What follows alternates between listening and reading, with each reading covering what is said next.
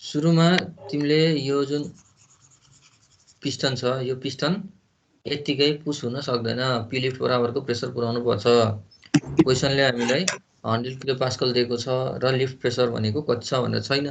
Lift प्रेसरको लागि अब हामीले के लाउनु मिल्छ, फ्री बडी डायग्राम लाउनु मिल्यो नि त। फ्री बडी डायग्रामबाट हामीले यसको P lift into area piston हो, यो पी लिफ्ट पत्ता लगाउनु पर्यो। पी लिफ्ट पत्ता लगाइसकेपछि त्यो भनेको ठ्याक्क यो जस्ट स्टप्सलाई लिफ्ट गर्ने बेलाको प्रेसर हुन्छ, त्यो भनेको P2 भयो। P1 भनेको 100 किलो पास्कल छ, P2 भनेको समथिङ अब पी लिफ्ट बराबर आउँछ। यो पिस्टन फेरि माथि हुँदै हुँदै ठ्याक्क यो पोजिसनसम्म पुग्छ। यो पोजिसनमा पुगिसकेपछि यहाँको प्रेसर भनेकै यो तलको P2 सँग बराबर हुन्छ, P2 = P3 भयो। अनि क्वेसनले चाहिँ हामीले के भने, heat is added to the system until it touches the upper stops भनेर चाहिँ हामीसँग 3टासम्म मात्रै स्टेट छ, त्यस कारणले P2 = P3 भयो। अब यहाँबाट भोल्युम निकाल्नलाई त हामीसँग यसको एरिया दिएको छ नि त, यो हाइट छँदैछ, यसको हामीलाई area of cross sectional area of piston भनेर हामीलाई यहाँ 0.01 दिएको छ। भनेपछि यो एरिया इन्टु यो लेन्थ गरिसकेपछि V1 आउने भयो, यो एरिया इन्टु टोटल 25 + 15 को जोडेर मल्टिप्लाई गर्यो भने त्यतिमा टोटल V3 आउने भयो। V1 = V2 हुन्छ, त्यसपछि V3 = एरियाले त्यसलाई मल्टिप्लाई गरेर आउँछ भने हामीसँग प्रोसेस भनेको सुरुको कन्स्टेन्ट भोल्युम प्रोसेस हुन्छ। पिभी हेऱ्यो भने कन्स्टेन्ट भोल्युम प्रोसेस हुन्छ सुरुमा, त्यसपछि कन्स्टेन्ट प्रेसर प्रोसेस हुन्छ। यो 1 यो 2 यो 3 अब ल हेर ती एरिया बिलो द कर्भ निकाल्दियो। यो भने नि W12 यो 0 हुन्छ प्लस W23 यो भनेको W12 0 प्लस W23 भनेको P2 V3 माइनस V2। यही हो तिमीलाई चाहेको P2 निकाल्नु पर्ने हो, V3 माइनस V2 निकाल्नु पर्ने हो, त्यही त हो। अब गर्न सकिन्छ। ल हामी अर्को क्वेसनमा जाउँ। अब तिमीहरूलाई मैले सुरुमा पिस्टन सिलिन्डर आउने बेलामा मैले तिमीहरूलाई भनेको थिएँ नि, अब पिस्टन सिलिन्डर डिभाइस चाहिँ एकदम रिपिटेडली आइरहन्छ कि पिस्टन सिलिन्डर डिभाइस तिमी 1 मा पनि गर्छौ। 1 मा पिस्टन सिलिन्डर डिभाइसको सिम्पली प्रेसर मात्र निकाल्थ्यौ, 2 मा गइसकेपछि भोल्युम पनि निकाल्दै अहिले वर्क डन कति गर्छ भनेर निकाल्नुपर्छ नि त।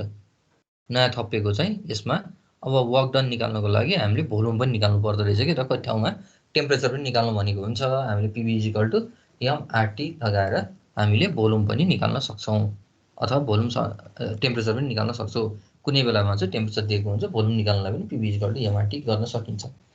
अब यसमा हेर, यो अलि फरक टाइपको क्वेसन छ। यसमा के छ, एउटा थपिएको छ के, यो स्प्रिङ थपिएको छ। अब स्प्रिङ थपिसकेपछि अब यसमा लाग्ने फोर्सहरू त स्प्रिङको नि त फोर्स थप्यो नि त, स्प्रिङले नि फोर्स लगाउने भयो। त्यस कारणले अब हामीले के हेर्नुपर्ने हुन्छ भन्दा यसमा प्रेसर कति कसरी बढ्दै जान्छ भन्ने कुराहरू हामीलाई थाहा हुनु पर्ने हुन्छ। जस्तो कि हामीलाई जनरली के हुन्छ भन्दाखेरि यदि यो माथिको स्प्रिङ नभएको खण्डमा यसमा लाग्नुपर्ने फोर्स भनेको माथिबाट लाग्नुपर्ने एटमोस्फेरिक फोर्स र अर्को भनेको वेटले लगाउने फोर्स भयो, त्यति मात्रै हुन्थ्यो। अब यो स्प्रिङ आउँछ भने जहिले पनि के हुन्छ भन्दाखेरि स्प्रिङ जति कम्प्रेस हुन्छ त्यति नै के हुन्छ, स्प्रिङले माथिबाट तलपट्टि फोर्स लगाउन सुरु गर्ने भयो। त्यस कारणले हामीले फ्री बडी डायग्राम बनाउँदा के गर्नु पर्यो भन्दा माथिबाट लाग्ने फोर्समा चाहिँ स्प्रिङको फोर्स पनि थप्नु पर्यो, त्यही हो यसमा थप्नुपर्ने। ल अब हेरौँ है हामीले के दिएको छ क्वेसनले। A piston cylinder arrangement loaded with a linear spring of K = 20 kN/m। यति चाहिँ हामीलाई के को भ्यालु दिएको छ, एसोन फिगर कन्टेन्स इयर, यहाँभित्र इयर रहेछ। स्प्रिङ इज इनिसियली अनस्ट्रेच्ड भनेको यहाँ हुँदाखेरि अहिले जुन पोजिसनमा देखायो त्यति बेला स्ट्रेच पनि भएको छैन, कम्प्रेस पनि भएको छैन भनेको सुरुमा स्प्रिङले कुनै पनि फोर्स लगाएको रहेनछ भनेर भन्न खोजेको है। यो चाहिँ अनस्ट्रेच छ, कम्प्रेस पनि छैन। यो अनस्ट्रेच भने यसको कम्प्रेसको बारेमा कुरा गरेको छैन भने यो कम्प्रेसन पनि भएको छैन अहिलेको लागि।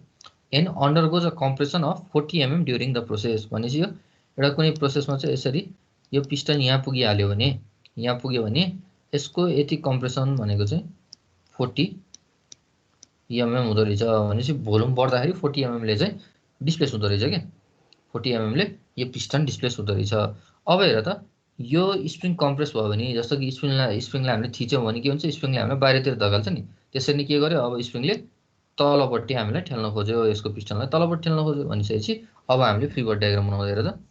फ्री बडी डायग्राममा के चिज हुनु पर्यो त, तलबाट पुस गर्ने भनेको P P gas into area of piston हो। अर्को माथिदेखि तल आउने भनेको यो वेट अफ पिस्टन हो।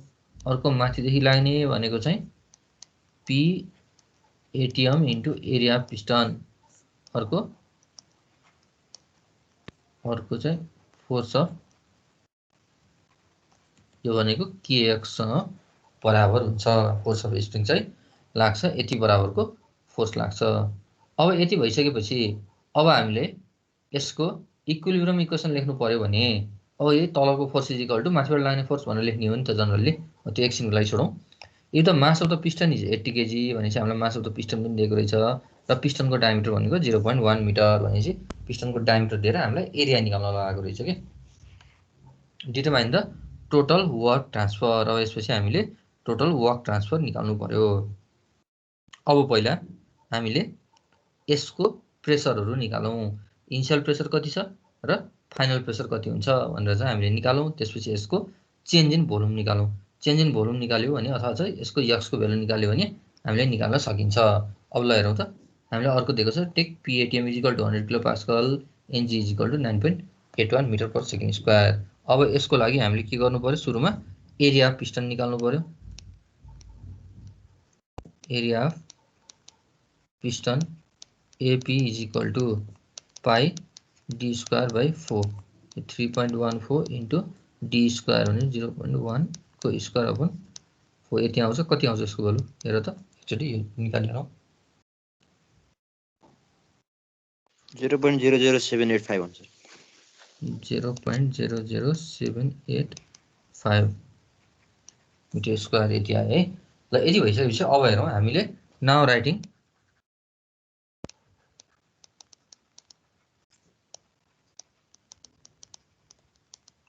Equilibrium equation from free body diagram.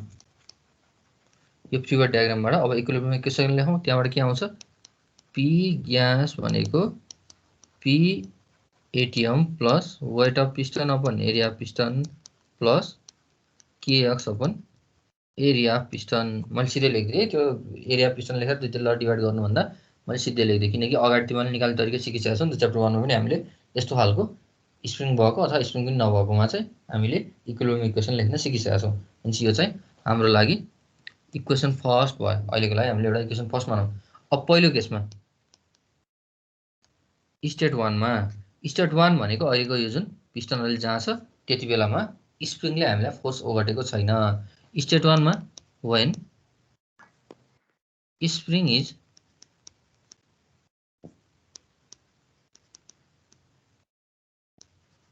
Unstretched भनेको यो तन्केको पनि छैन, कम्प्रेसन भएको छैन भने त्यति बेलामा फोर्स अफ स्प्रिङ भने के हुनु पर्ने भयो, 0 हुनु पर्यो। किनकि अब स्प्रिङ चाहिँ तन्केको पनि छैन, कम्प्रेसन भएको छैन भने चाहिँ त्यस्तो खण्डमा के हुने भयो त भन्दाखेरि स्प्रिङले लगाउने फोर्स 0 हुने भयो। देयरफोर इक्वेसन फर्स्ट बिकम्स, पहिलो इक्वेसन चाहिँ के भयो भन्दा पी ग्यास भनेको P ATM plus WP upon AP बराबर भयो। यति बेला पी एटिएम भनेको 100 kPa plus weight of piston भन्दा हामीलाई चाहिँ क्वेसनले 80 kg भनेर दिएको छ। 80 kg दिएको छ। 80 इन्टु 9.81 हुनु पर्यो। यसलाई चाहिँ न्युटनमा लिएर जानु पर्यो नि त। त्यसपछि एरिया अफ पिस्टन भनेको हामीले क्वेसनमा माथि निकालेका छौँ 0.00785। अब यहाँ चाहिँ हामीले हेर त अगाडि किलो पास्कलमा छ। यो चाहिँ के हुने, फोर्स अपन एरिया हो नि त माथिको। यो वेट भनेको न्युटनमा छ, न्युटन अपन मिटर स्क्वायर भनेको पास्कल हो। त्यस कारणले यो के हो, यो पास्कलमा रहेछ क्या पछाडिपट्टिको। यसलाई चाहिँ हामीले किलो पास्कलमा लिएर जानको लागि इन्टु 10⁻³ पनि गर्छौँ है। यो चाहिँ हामीले किलो पास्कलमा केपिएमा लिएर गयो। यदि हामीले इन्टु 10⁻³ नगरेको भए पास्कलमा मात्रै हुन्थ्यो। अब हामीले त्यो सेम युनिट भएको टर्मलाई जोड्न खोज्यो नि त, त्यस कारणले किलो पास्कलमा लिएर गएर अब जोड्नु पर्यो। त्यो कारणले पी अफ ग्यास भनेको यो P1 हो। P1 भनेको कति भयो त निकाल त। 199.9 200 kPa। ल 199.9 इन्टु 200 लेख्दा पनि हुन्छ, इक्विभ्यालेन्ट टु यति केपी आयो, किलो पास्कल आयो। अब भनेको अहिलेको इनिसियल स्टेटको यरको प्रेसर आयो। अब सुरुको स्टेटको प्रेसर आयो, फाइनलको पनि हामीले प्रेसर र भोल्युम निकाल्यो भने हामीले वर्क डन निकाल्न सकिन्छ। अब अर्कोमा जाउँ है। अब स्टेट 2 मा के भयो, यो पिस्टन चाहिँ राइज भएर यो पोजिसनमा पुग्यो। त्यति बेलामा चाहिँ के भनेको छ, spring is initially unstretched and undergoes a compression of 40 mm during a process भनेपछि यति बेलामा 40 mm कम्प्रेस भएछ भनेको स्टेट 2 मा जाँदाखेरि 40 mm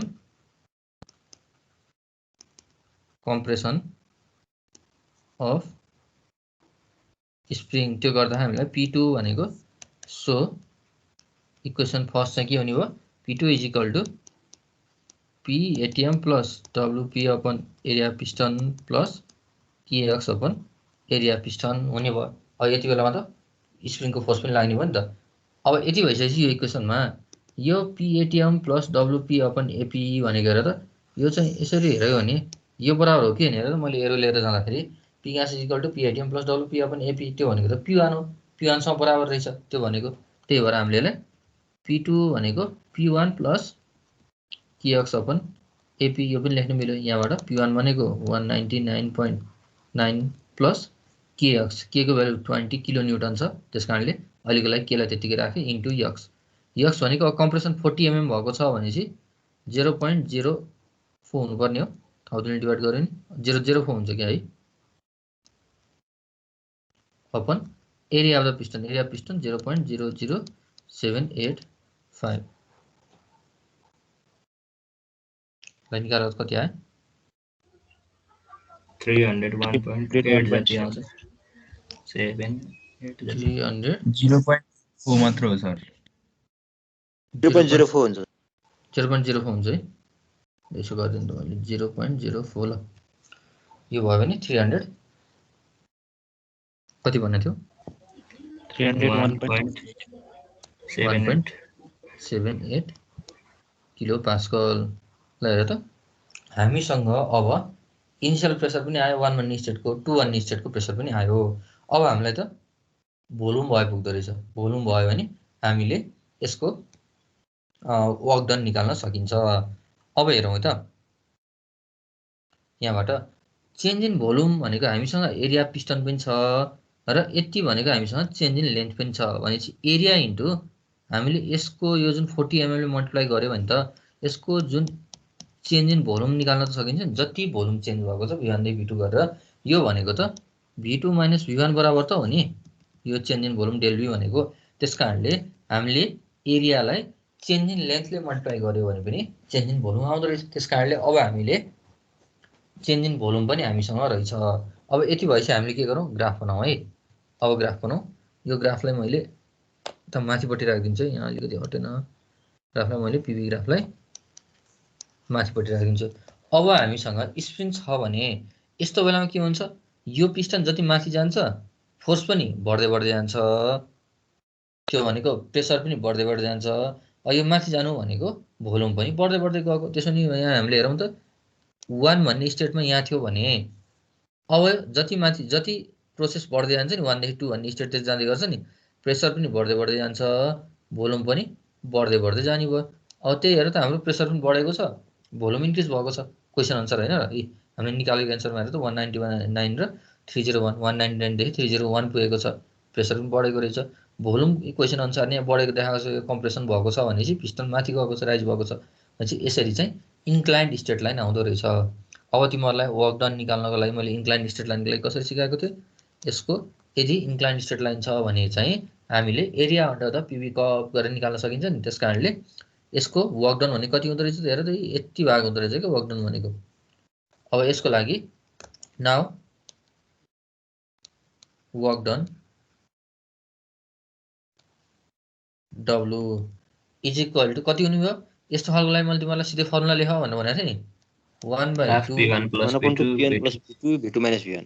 1/2 प्रेसरलाई जोड्ने, भोल्युमलाई घटाउने, यही त हो नि, 1/2 गर्ने, P1 प्लस P2 गर्ने, V2 माइनस V1 गर्ने। यो चाहिँ तिमीहरूलाई सिधै फर्मुला यहाँदेखि लेख्न मिल्छ भनेर भनेको थिएँ नि मैले। यो डेरिभेसन गरेर कसरी आएको भनेर देखाएर माथिको ट्रेङ्गल र तलको रेक्टेङ्गलको एरिया जोड्दाखेरि यो आउँदो रहेछ, यो इक्वेसनमा जाँदो रहेछ। यति भएपछि ल अब जोडौँ, 1/2 into P1 plus P2, P1 भनेको 199.9 plus 301.78 into V2 minus V1 भनेको अब हामीलाई थाहा छँदैछ नि area into area piston into अब यसलाई यक्सले मल्टिप्लाई गर्दो change in length area piston into change in length गर्यो भने त डेल V आउँछ नि त यो बुझिरहेछौ नि V2 माइनस V1 भनेको डेल V भनेको चाहिँ area into change in length हुन्छ area into change in length हुन्छ त्यही भएर हाम्रो डेल V को ठाउँमा एरिया पिस्टन भइहाल्यो चेन्ज इन लेन्थ भनेको हाम्रो जति स्प्रिङ कम्प्रेस भएको थियो त्यति नै हुन्छ चेन्ज इन लेन्थ त्यसकारणले यो चाहिँ AP इन्टु x हो अब यसलाई चाहिँ हामीले सिधै आएर ल भ्यालु राख्दियौ त AP इन्टु x को भ्यालु भनेको 0.00785 इन्टु x भनेको 40 mm 0.04 ले गर्दाखेरि टोटल एरिया के रे वर्क डन कति आउँछ निकाल्नु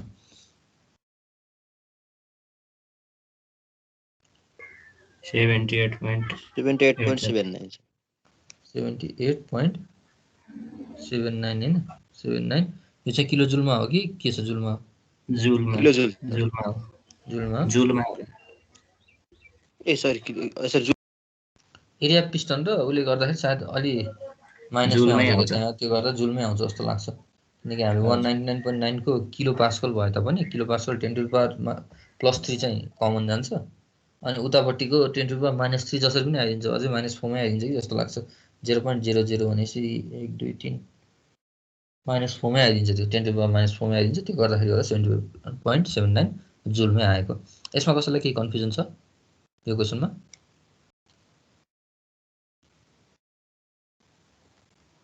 छैन जस्तो छ सिमिलर प्याटर्नको अर्को एउटा क्वेशन छ यसलाई ट्राई गर त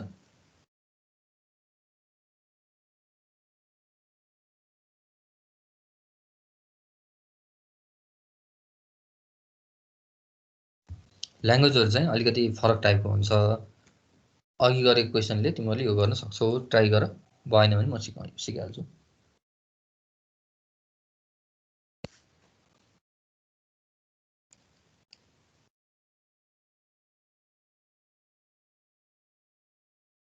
अघिको क्वेशनको एन्सर कति हो सर 78.79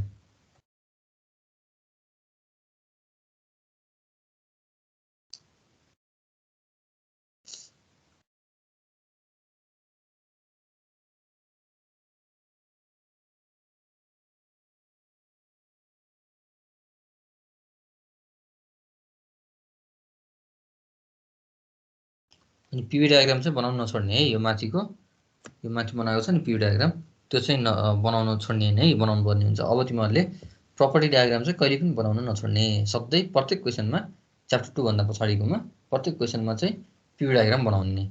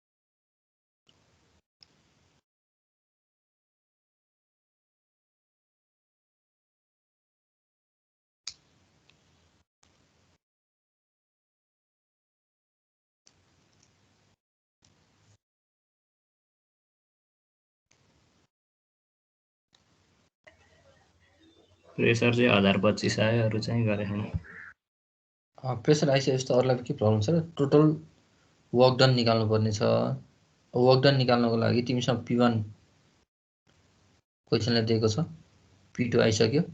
त्यसपछि V क्वेसनले दिएको छ, V1 क्वेसनले दिएको छ। त्यसपछि भोल्युम डबल हुन्छ भने V2 आयो। स्प्रिङ छ भने चाहिँ अब इन्क्लाइन स्ट्रेट लाइन हुन्छ, एरिया अन्डर द कर्वले वर्क डन निकाल्यो। बुझ्यो है? अहिलेको ठ्याक्कै एउटै 356.25 आउँछ सर। एकछिन, प्रेसर कति आयो रे? फाइनल प्रेसर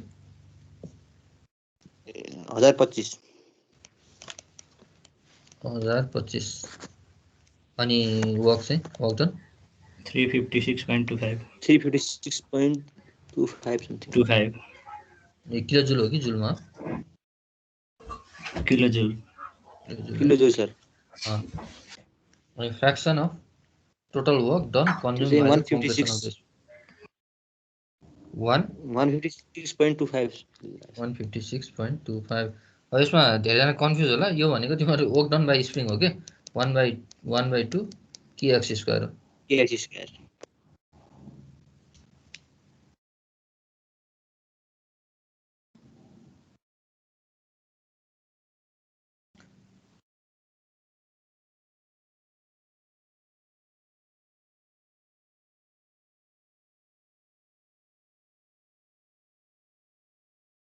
अब यसमा फ्र्याक्सन निकाल्नु पर्ने छ नि त। यो 156.25 भनेको चाहिँ work consume by the spring भयो हो। फ्र्याक्सन निकाल्दाखेरि यो WS लिन्छौ भने WS upon W is equal to यो चाहिँ हो निकाल्नु पर्ने 156 अपन यो भनेको 156.25 अपन वर्क 356.25 यति आउँछ। यो कति पर्सेन्टेज हुन्छ त्यति हो निकाल्नु पर्ने।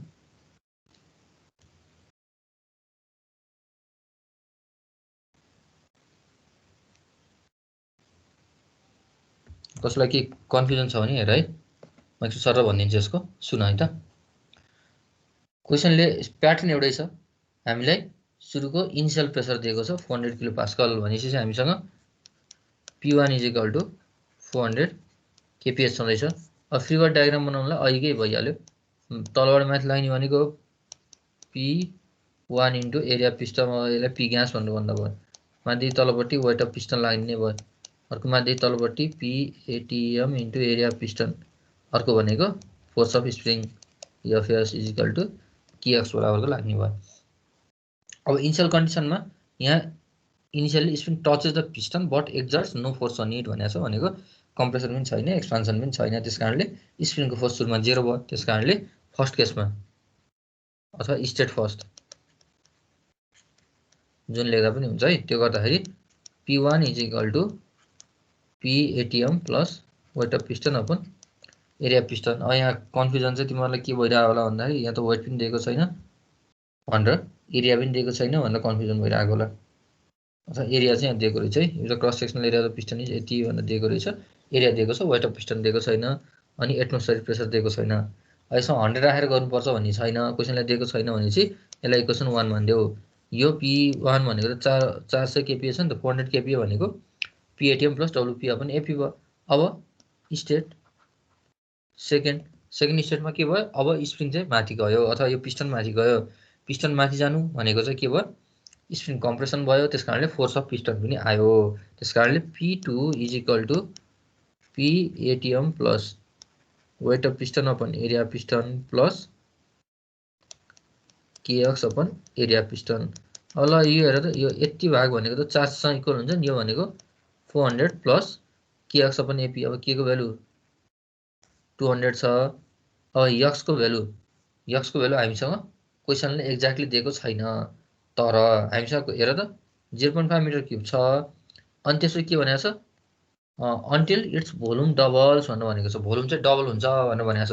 भनेपछि यक्स भनेको हामीसँग यक्स भनेको del V upon area piston गर्यो भने त आइहाल्यो नि त। डेल V भनेको चाहिँ यक्स इन्टु एरिया पिस्टन हो। त्यस कारणले यक्स भनेको डेल V अपन AP गरेर आइहाल्यो। त्यस कारणले हामीले into del V upon area piston into area piston, यो एरिया पिस्टन अगाडिको भयो, यो चाहिँ यति चाहिँ यक्सको भयो है, यो यक्सको यति भाग। अब ल त्यसो डेल V भनेको चाहिँ यो डबल हुन्छ भनेको छ भनेपछि 2V1 माइनस V1 हुने भयो। डेल V भनेको 2V1 माइनस V1, यो भनेको V1 सँग बराबर हुन्छ, त्यो भनेको 0.5 छ। ल सबैको भ्यालु राखेर गएर यहाँबाट P2 आउने भयो 1025 किलो पास्कल भ्यालु राख्ने बित्तिकै। अब प्रेसर आयो, प्रेसर आइसकेपछि वर्क डन निकाल्नु पर्यो। वर्क डन निकाल्नको लागि तिमीलाई डेल V भनेको चाहिँ अघि लेखिसक्यो नि त, v1 minus v2 minus v1 v2 minus v1 को लागि अब v1 को भ्यालु पनि छ v2 को भ्यालु पनि छ v2 माइनस v1 भनेको 0.5 भइहाल्यो किनकि डबल हुन्छ भनेर यति भइसकेपछि हामीलाई w भनेको 1/2 यताबाट उ बनाउने ग्राफ बनाउने pv को यो यस्तो आउँछ 1 देखि 2 एरिया अन्डर द कर्व भनेको हाम्रो लागि यो एरिया अन्डर द कर्व भनेको वर्क डन हुन्छ वर्क डन भनेको 1/2 p1 plus p2 v2 minus v1 ल अब आउँछ 356.25 किलोजुल आउँछ त्यसै fraction of total work consume by the consume or the compression of the spring भनेपछि यसको लागि यो चाहिँ कति वर्क स्प्रिङले कन्ज्युम गरेको रहेछ भनेर भनेको के यसको लागि work done on the spring भनेको WS भनेको 1/2 kx² हुन्छ हो त्यहीबाट 156.25 आउँछ 156.25 आउने भयो त्यहाँबाट हामीले निकाल्नु पर्ने WS अपन W हो त्यो भनेको 156.25 भने 356.25 ल कति आयो भन त पर्सेन्टेजमा पर्सेन्ट अनि 25/57 आयो फ्र्याक्सनमा फ्र्याक्सन निकाल्ने 25 हुन्छ फ्र्याक्सनमा पोइन्टमा पर्सेन्टेजमा निकाले हुन्छ कति रे 25/57 25/57 ल यति आयो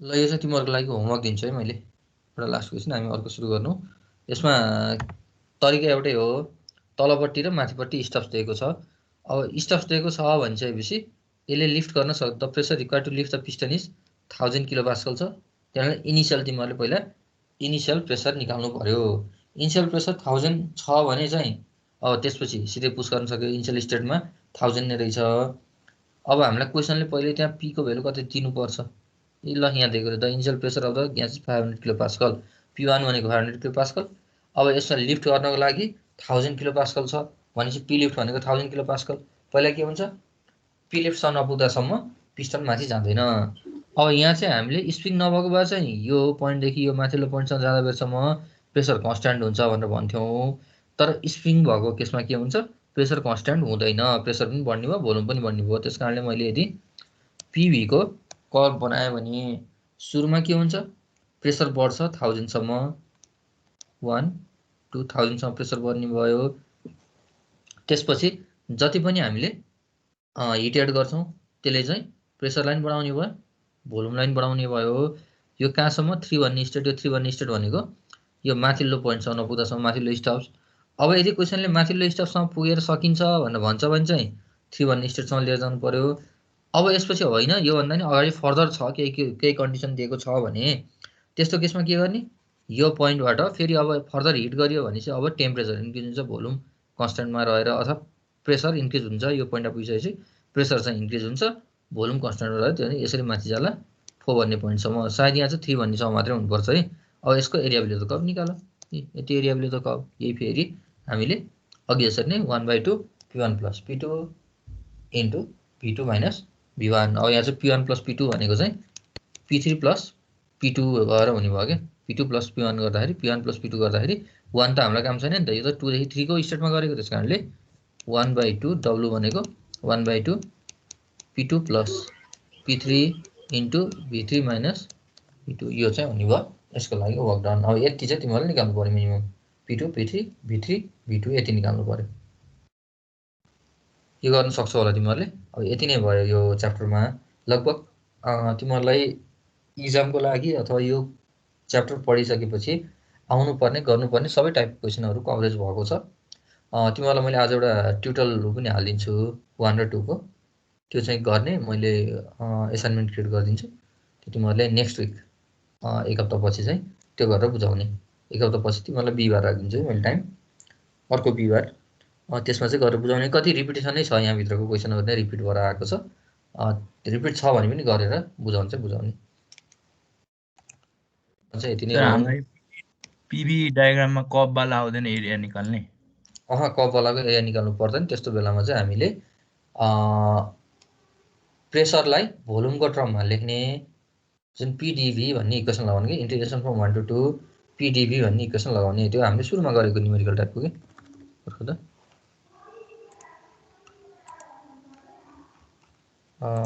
यो टाइपको न्युमेरिकलमा हेर त P is equal to A plus P upon B भनेको यो त कर्भ होला नि त, थाहा छैन नि त हामीलाई के कस्तो छ भनेर। अथवा अर्कोमा कुनैमा दिएको छ यिनीले लगाएर त P is equal to A plus PB, अर्को यो question P is equal to P B plus 0.0030 is equal to constant। यो कस्तो खालको भन्ने हामीलाई थाहा छैन नि त, त्यस कारणले यस्तो केसमा चाहिँ हामीले के गर्छौँ, प्रेसरलाई इन टर्म्स अफ भोल्युमको टर्ममा लेख्छौँ। त्यसपछि हामीले integration from V1 to V2 PdV गरेर गर्छौँ त्यस्तो केसमा। बुझ्यौ नि है, हामीले एरिया बिलो द कर्भ गरेर गर्न सक्दैनौँ कर्भ भयो भने। अहिले म्याथमेटिक्समा एरिया बिलो द कर्भ गरेर चाहिँ तिमीहरूले area between the two region भनेर इक्वेसनलाई सल्भ गरेर निकाल्थ्यौ नि त। यो हामीले त्यत्रो गर्न थाल्यो भने के भयो, यहाँ त झन् टिडियस भयो। तिमीहरूले म्याथको 5 मार्क्सको क्वेसन प्लस यतापट्टि 6 मार्क्सको क्वेसन एक्स्ट्रा सल्भ गर्न त्यत्रो गर्नु परेन। हामीलाई फर्मुला छ नि त हामीसँग, तरिका छ हामीसँग। यदि कर्भ आयो भने चाहिँ त्यसरी नगर्ने, सिधै इन्टिग्रेसन गरिदिने। लाइनको लागि हामीसँग के छ, सिधै फर्मुला छ हामीसँग। अरू कुनै प्रोसेसको लागि चाहिँ प्रोसेसको फर्मुला छ, हामी त डेरिभेसन गरेको त्यही यसैको लागि त हो नि। त्यस कारणले यदि हामीलाई सिधा लाइन आउँछ भने ऊ गर्नु परेन, integration from V1 to V2 भनेर गर्नु परेन। यदि कर्भ आइदियो भने चाहिँ integration from V1 to V2 गरिदिने। ल तिमीहरूको च्याप्टरमा यति नै हो। नआए पनि गर्न त मिल्छ होला नि है। हजुर, यो कर्भ वाला नआए पनि नर्मल केसमा पनि PdV V1 to V2 गर्न मिल्छ। गरेर गर्न मिल्छ होला नि। जति पनि गर्नु मिल्छ। Integration from V1 to V2 PdV भनेको चाहिँ तिम्रो बेसिक इक्वेसन हो। यसबाट सबै सल्भ हुन्छ, सबैको सल्भ हुन्छ। तर हामीले चाहिँ के हो भन्दा यो पढिसकेपछि कुन चाहिँ इक्वेसन हो भनेर हामीले त्यसलाई डिराइभ गरेर निकालिसकेका छौँ नि त, फर्मुला निकालिसकेका छौँ। त्यस कारणले त्यही फर्मुला युज गरेको मात्रै हो, बेसिक तरिकाले पनि गर्न मिल्छ, त्यसलाई फरक पर्दैन।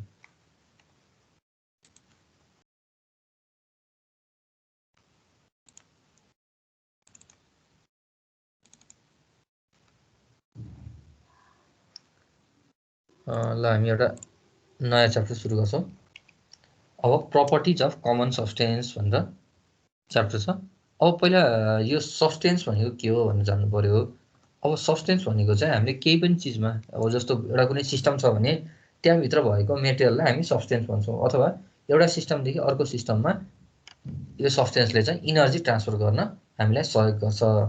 अब जनरली हाम्रो थर्मोडाइनामिक एप्लिकेसनहरू चाहिँ थर्मोडाइनामिक एप्लिकेसनहरूले चाहिँ के हुन्छ भन्दा इनर्जी ट्रान्सफर गर्नको लागि चाहिँ मद्दत गर्ने हो। भनेको इनर्जीलाई एउटा फर्मदेखि अर्को फर्ममा ट्रान्सफर गर्ने र त्यसलाई चाहिँ युजफुल फर्ममा कसरी कन्भर्ट गर्ने, त्यसलाई युज गरेर हामीले वर्क निकाल्ने काम गर्ने हो।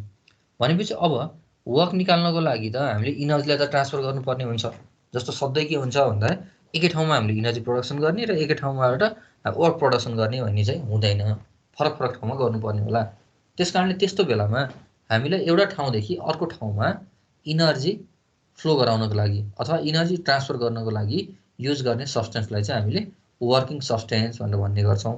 र त्यो वर्किङ सब्सटेन्सलाई चाहिँ हामीले प्योर सब्सटेन्स भनेर कति बेला भन्छौँ त भन्दाखेरि यदि त्यो होमोजिनियस इन कम्पोजिसन छ भनेको चाहिँ त्यसको कन्स्टिट्युन्ट हुन्छ नि सबै ठाउँमा एउटै भएर हुनु पर्यो, फरक फरक हुनु भएन। जस्तो एक ठाउँमा मैले आर्गनको मोलिक्युल भेटाउँछु, अर्को ठाउँबाट झिकेर हेर्दा आर्गनको मोलिक्युल नभेटाएर अर्कैको मोलिक्युल भेटाएँ भने चाहिँ त्यस्तो बेला होमोजिनियस भएन। सबै ठाउँमा एउटै मेटेरियल हुनु पर्यो अथवा एउटै कम्पोनेन्ट हुनु पर्यो। अर्को हुन्छ होमोजिनियस इन केमिकल एग्रिगेसन भनेको चाहिँ त्यसको जुन केमिकल एग्रिगेसन छ नि, केमिकलले बनाएको छ त्यसको बेसिक मोलिकुलर फर्मुला चाहिँ त्यो एउटै हुनु पर्यो, फरक फरक हुनु भएन। अनि अर्को भनेको इनभेरिएबल इन केमिकल एग्रिगेसन भनेको चाहिँ जनरली केमिकल रियाक्सन हुनु भएन। मैले एउटा टाइममा आएर हेर्दाखेरि एउटा मोलिक्युल भेटिने, अर्को टाइममा गएर हेर्दाखेरि चाहिँ त्यसको केमिकल रियाक्सन भएर अर्को खालको मोलिक्युल हुनु भएन। त्यो हुनाले यदि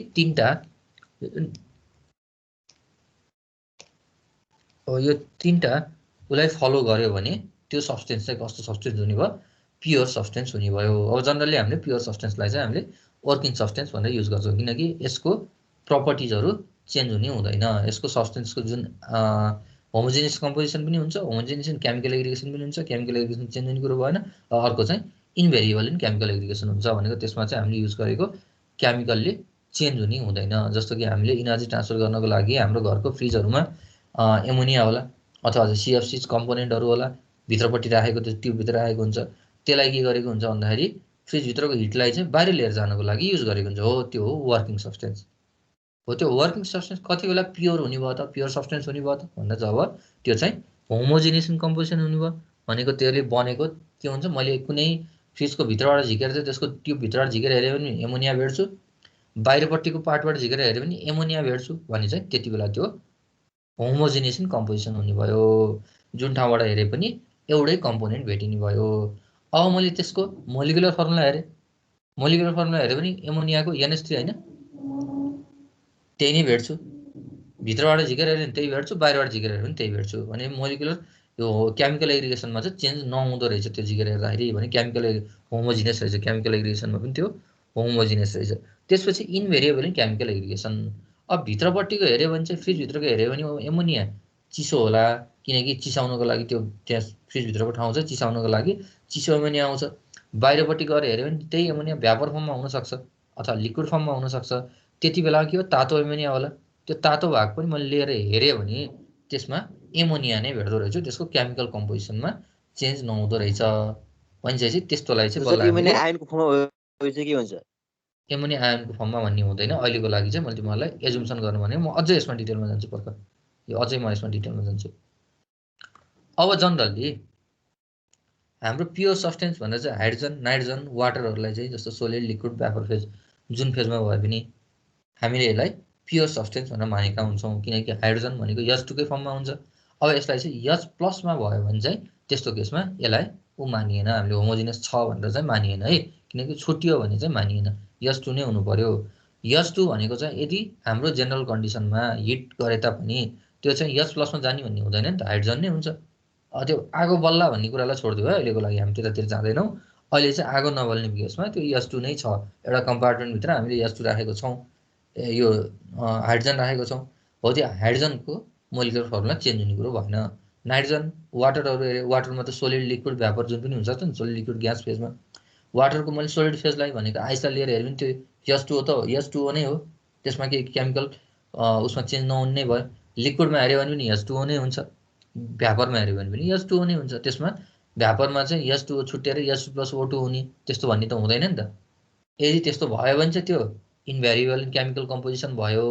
त्यस कारणले गर्दा त्यो चाहिँ प्योर सब्सटेन्स हुँदैन त्यस्तो भयो भने। तर हाम्रो वाटरहरू त सोलिड, लिक्विड जुन फेजमा भयो भने, ग्यास फेजमा भयो भने H2O नै हुन्छ नि त्यसको मोलिकुलर फर्मुला। हामीले जुनबाट झिकेर नि वाटरै पाउने हो, फेज फरकमा होला। त्यस कारणले यसको फेज फरक भएको प्योर सब्सटेन्सको चाहिँ फेज फरक फरक हुनसक्छ, तर अगाडिको 3टा कुराहरू पालना गर्यो भने यसलाई प्योर सब्सटेन्स भनेर भन्न मिल्दो रहेछ कुनै पनि सब्सटेन्सलाई। अब air which is a mixture of several gases can also be considered a pure substance as long as there is no change of phase भनेको। अब जुन एयरलाई पनि हामीले चाहिँ प्योर सब्सटेन्स भनेर मान्न सक्छौँ यदि फेज चेन्ज भएन भने है तिनीहरूको। अनि अर्को हेऱ्यो भने यो एउटा तिमीहरूलाई भन्नको लागि चाहिँ milk is not pure substance. अब हामीले दुध चाहिँ प्योर र अनप्योर भनेर भन्छौँ नि, पानी मिसाएको लागि चाहिँ अनप्योर, यो चाहिँ पानी मिसाएको छ। प्योर छ भने चाहिँ अब पानी नमिसाइकन एकदम सिधै केही पनि नगरी, केही पनि नमिसाइ सिधै ल्यायो भने यसलाई प्योर भनेर भन्ने गर्छौँ। तर हाम्रो थर्मोडाइनामिक्समा चाहिँ के हुन्छ, अब हुन त त्यसको पनि सिमिलरली नै भन्न खोजे हो, प्योर र अनप्योर भनेर, मिक्सर भनेर। प्योर भनेको केही पनि मिक्स भएन, ठ्याक्क जे चिज हो दुध मात्रै लिएर आइदियो, मिल्क मात्रै लिएर आइदियो भने त्यो चाहिँ प्योर हो भनेर भन्छौँ नि। अब यहाँ पनि थर्मोडाइनामिक्समा के हुँदो रहेछ त भन्दाखेरि मिल्कको कम्पोजिसन पनि हेर्ने गरिँदो रहेछ क्या। अब मिल्क चाहिँ के चिजले बन्या हुन्छ, प्रोटिन हुन्छ, क्याल्सियम होला, स्टार्च होला, वाटर होला। अब मैले सर्टेन एउटा मोलिकुललाई छुट्टाएर हेरेँ भने त कुनै बेला त वाटरको मात्र मोलिकुल पाउला नि त, अब मिल्कको एउटा सिङ्गै मोलिकुल भन्ने नहोला। त्यस कारणले गर्दा मिल्क भनेको प्योर सब्सटेन्स नहुँदो रहेछ। अनि प्योर सब्सटेन्स भनेको existing more than one phase हो, यो चाहिँ एउटाभन्दा बढी फेजमा हुनसक्छ। जस्तो कि अघि मैले भने नि त सोलिड, लिक्विड, ग्यास 3टै फेजमा हुनसक्छ। त्यसको लागि अब इक्जाम्पल हेरौँ त हामीसँग। यहाँ चाहिँ लिक्विड वाटर छ, यहाँ चाहिँ स्टिम छ। अब यसको मैले सर्टेन पार्ट लिएर हेऱ्यो भने यो पनि वाटर नै हो, यो पनि वाटर त हो नि, स्टिम फर्ममा फेजमा फरकमा मात्रै हो।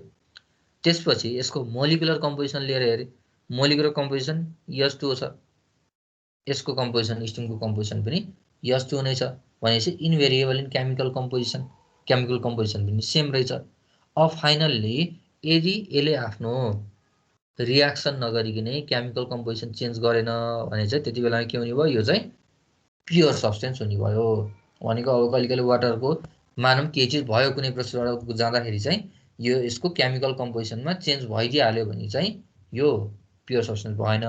यदि केमिकल कम्पोजिसनमा चेन्ज आएन, H2O नै हुन्छ भने कुनै एउटा प्रोसेसबाट पास भइसकेपछि पनि अथवा लङ पिरियड अफ सर्टेन टाइमपछि पनि भने यो चाहिँ के हुने भयो त भन्दा प्योर सब्सटेन्स हुने भयो।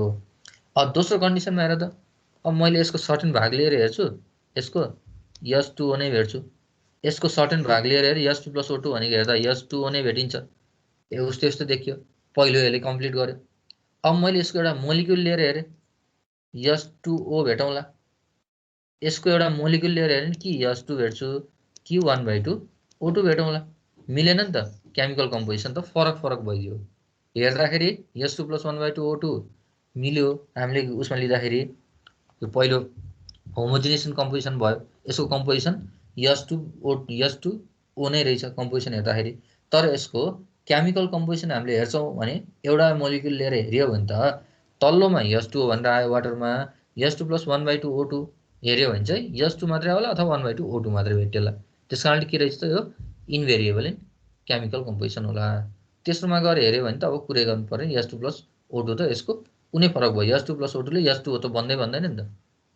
प्लस यसमा 1/2 O2 अझै बाँकी रहन्छ भने पहिलो कन्डिसन नै अहिले सेटिस्फाई गरेन। दोस्रो कन्डिसन एउटा मोलिक्युल लिँदा गर्ने कुरै भएन। अब यसको H2 + O2 भनिसकेपछि सर्टेन लङ टाइममा त झन् रियाक्सन हुने सम्भावना रहला। यस कारणले गर्दाखेरि कुनै ठाउँमा H2O भेटेला, कुनै ठाउँमा H2 त्यो कारणले गर्दाखेरि इन्भेरिएबल इन यो चाहिँ तेस्रो इन्भेरिएबल इन केमिकल एग्रिगेसन यो तीनटै चाहिँ पास नगर्दो रहेछ तेस्रोले। यसरी पहिलो चाहिँ प्योर सब्स्टेन्स रहेछ, दोस्रो र तेस्रो चाहिँ यो प्योर सब्स्टेन्स रहेनछ। अब यति भइसक्यो। तिमीहरूलाई जनरली यो चाहिँ लेख्न आउँछ है। यो छ नि, यो प्योर सब्स्टेन्स भनेको के हो एक्सप्लेन गर भनेर आउँछ। हो यही कुराहरू चाहिँ फिगर बनाएर यति एक्सप्लेन गर्नुपर्ने हुन्छ है तिमीहरूले। यो तीनटा पोइन्ट चाहिँ कम्पलसरी लेख्ने। होमोजिनेसन कम्पोजिसन, होमोजिनेसन केमिकल एग्रिगेसन र इन्भेरिएबल इन केमिकल एग्रिगेसन। र यसमा लेखेको पोइन्टहरू यो भनेको के हो, यो भनेको के हो भन्ने कुराहरू लेख्ने र फिगर बनाएर यो तीनटा फिगर देखाएर यो चाहिँ प्योर सब्स्टेन्स हो, यो चाहिँ होइन भनेर चाहिँ यसको बारेमा एक्सप्लेन गरेर लेख्ने। त्यो चाहिँ जनरली 4 मार्क्समा आउँछ। यसबाट 4 मार्क्सको थ्योरी प्लस 8 मार्क्सको न्युमेरिकल आउँछ। यहाँ गएपछि 8 मार्क्समा गयो है, न्युमेरिकल चाहिँ बढ्यो। यो च्याप्टरमा चाहिँ न्युमेरिकल अलि लामो हुन्छ। अब त्यसपछि हामीसँग छ स्टेट पोस्टुलेट अथवा ट्रु प्रपर्टी रुल भन्ने छ। जनरली यसले भन्न खोजेको सार के हो म बुझाउँछु। यदि हामीसँग एउटा सिस्टम छ भने, जस्तो तिमीहरूको रुमभित्रको इयर चाहिँ एउटा सिस्टम हो, त्यसको त्यो रुमभित्रको सिस्टमको हामीलाई दुईटा प्रपर्टी थाहा छ भने, दुईटा थर्मोडाइनामिक प्रपर्टी थाहा छ भने, प्रेसर र टेम्परेचर अथवा प्रेसर र भोल्युम र टेम्परेचर डेन्सिटी समथिङ के छ, दुईटा थर्मोडाइनामिक प्रपर्टी थाहा छ भने हामीले त्यो सिस्टमको सबै प्रपर्टीहरूलाई डिफाइन गर्न सक्छौँ भनेर चाहिँ स्टेट पोस्टुलेटले भनेको। र त्यसलाई चाहिँ कसरी भनेको छ भन्दा any two independent thermodynamic property are sufficient to establish a stable thermodynamic state of a system composed of a pure substance. भनेको एउटा सिस्टम यदि प्योर सब्स्टेन्सले बनेको छ र त्यसको हामीलाई दुईटा थर्मोडाइनामिक प्रपर्टी थाहा छ भने बाँकी सबै थर्मोडाइनामिक प्रपर्टीलाई हामीले निकाल्न सक्छौँ, भन्न सक्छौँ भनेर चाहिँ हामीलाई स्टेट पोस्टुलेटले भन्छ। भनेको जस्तो कि इक्जाम्पलको लागि हेर त, हामीलाई यदि एउटा कुनै सिस्टमको प्रेसर र भोल्युम थाहा छ भने त्यो सिस्टमको टेम्परेचर निकाल्न सक्दो रहेछौँ। जस्तो कि पिभी इजिकल टु एमआरटी गर्न सकिएला, पिभी इजिकल टु एनआरटी गर्न सकिएला। त्यसरी हामीले टेम्परेचर निकाल्न सकिएला। अथवा यसको प्रपर्टी डायग्रामहरू हुन्छ, प्रपर्टीको टेबलहरू हुन्छ, हो त्यो टेबलबाट चाहिँ हामीसँग दुईटा चिज भयो भने बाँकी अरू चिज निकाल्न सकिन्छ। यसमा सँगसँगै थर्मोडाइनामिक प्रपर्टीहरू भनेको चाहिँ यो यति मात्रै होइन, अरू पनि छन् नि त। इन्थाल्पी छ, इन्ट्रोपी छ, स्पेसिफिक भोल्युम छ, यिनीहरू चाहिँ हामीले निकाल्न सक्छौँ। ल अब यति भइसकेपछि आइडल ग्यास र आइडल ग्यास रिलेसन। अब यो तिमीहरूले प्लस टूमै पढेको कुरा हो, मैले यसलाई धेरै टाइम चाहिँ दिँदैन। जनरली आइडल ग्यास भनेको चाहिँ यदि इन्टरमोलिकुलर फोर्स अफ एट्र्याक्सन छैन भने चाहिँ हामीले कुनै ग्यासलाई आइडल ग्यास भनेर भन्ने गर्छौँ। यदि इन्टरमोलिकुलर फोर्स अफ एट्र्याक्सन दुईटा ग्यासको बिचमा हुन्छ अथवा त्यो सर्टेन ग्यासको बिचमा हुन्छ भने त्यस्तोलाई चाहिँ हामीले आइडल ग्यास भनेर भन्ने गर्दैनौँ। अब जनरली के हुन्छ भन्दाखेरि अब मैले मोलिकुलर फोर्स अफ एट्र्याक्सन भनेर भने नि त। मोलिकुलर फोर्स अफ एट्र्याक्सन भनेको कति बेला हुन्छ भन्दाखेरि दुईटा मोलिकुल सर्टेन एउटा कन्सिडरेबल डिस्टेन्समा दुईटाले एकले अर्कोलाई तान्न सक्ने अथवा एकले अर्कोलाई पेल्न सक्ने, ठेल्न सक्ने स्थितिमा छ भने इन्टरमोलिकुलर फोर्स अफ एट्र्याक्सन हुने हो। त्यस कारणले गर्दाखेरि जहिले पनि यो जुन ग्यास छ नि आइडल ग्यास भनेको चाहिँ हाई टेम्परेचर र लो प्रेसरमा हुन्छ क्या। लो प्रेसर भयो भने एउटादेखि अर्को मोलिकुल भनेको अलिक टाढा रहन सक्यो, त्यस कारणले गर्दा एकदेखि अर्को बिचमा के हुने भयो, इन्टरमोलिकुलर एट्र्याक्सन रिपल्सन नहुने भयो। अर्को हाई टेम्परेचर भइसकेपछि के हुन्छ, जसरी पनि एक अर्काबाट टाढा रहन्छ। हाई टेम्परेचर हुँदाखेरि भोल्युम बढ्ने भयो, त्यस कारणले गर्दा एकअर्काको बिचमा ग्याप बढी हुन्छ, त्यसले गर्दा फेरि इन्टरमोलिकुलर इन्टरेक्सनहरू कम हुन्छ। त्यस कारणले तिमीहरूलाई जनरली कहिले कहिले के हुन्छ भन्दाखेरि आइडल ग्यास कुन बेलामा एउटा ग्यासले आइडल ग्यास बिहेभियर कुन बेला देखाउँछ भनेर भन्दाखेरि हाई टेम्परेचर र लो प्रेसर भनेर भन्नुपर्ने हुन्छ। अब real gas tends to follow ideal gas law at low pressure and high temperature. यो लास्टको पोइन्ट हेर त, यो भनेको रियल ग्यास भनेको इन्टरमोलिकुलर फोर्स अफ एट्र्याक्सनहरू हुन्छ, यिनीहरूमा फ्रिक्सनहरू हुन्छ हो। त्यस कारणले यो रियल ग्यासले कति बेला फलो गर्छ भन्दा लो प्रेसर र हाई टेम्परेचरको बेलामा। यो चाहिँ यसको लागि आइडल ग्यासको लागि कन्डिसन हो। भनेपछि अब आइडल ग्यास छ भने यसले चाहिँ आइडल ग्यास इक्वेसन फलो गर्ने भयो नि त, त्यो भनेको पिभी इक्वल टु एमआरटी अथवा यो चाहिँ बोयल्स ल चार्ल्स लहरू चाहिँ यसले फलो गर्ने भयो। बोयल्स ल भनेको चाहिँ अब यसमा if the temperature remains constant the pressure of a given mass of a gas is inversely proportional to the volume भनेको P is inversely proportional to the volume भनेको चाहिँ हाम्रो लागि बोयल्स ल हो। र अर्को चार्ल्स ल भनेको यो तिमीहरूले प्लस टूमा पढेको हुनाले मैले धेरै यसमा टाइम नदिएको है। चार्ल्स लले के भन्छ भन्दाखेरि यो जनरली जहिले पनि प्रेसर अथवा भोल्युम चाहिँ कन्स्ट्यान्ट हुन्छ, प्रेसर अथवा भोल्युम चाहिँ कन्स्ट्यान्ट हुन्छ, टेम्परेचरको डाइरेक्टली प्रोपोर्सनल टु अर्को हुन्छ है। जस्तो यदि प्रेसर कन्स्ट्यान्ट छ भने volume is directly proportional to temperature भयो, यदि भोल्युम कन्स्ट्यान्ट छ भने pressure is directly proportional to temperature हुन्छ। यो दुईटा स्टेटमेन्ट छ चार्ल्स लको। अब यसबाट चाहिँ हामीले निकाल्न खोजेको के भन्दा आइडल ग्यास रिलेसन निकाल्न खोजेको। आइडल ग्यास रिलेसन कसरी निकालेको भन्नको लागि मानौँ हामीसँग एउटा यो हेर त, यो चाहिँ हामीसँग एउटा डायग्राम छ पिभी प्रपर डायग्राममा एउटा कुनै सिस्टम 1 देखि ए भन्ने इन्टरमिडिएट सिस्टमसम्म इन्टरमिडिएट स्टेटसम्म पुग्यो एट कन्स्ट्यान्ट भोल्युम आइसोब्यारिक प्रोसेसमा 1 देखि ए भन्ने स्टेटसम्म गयो र त्यसपछि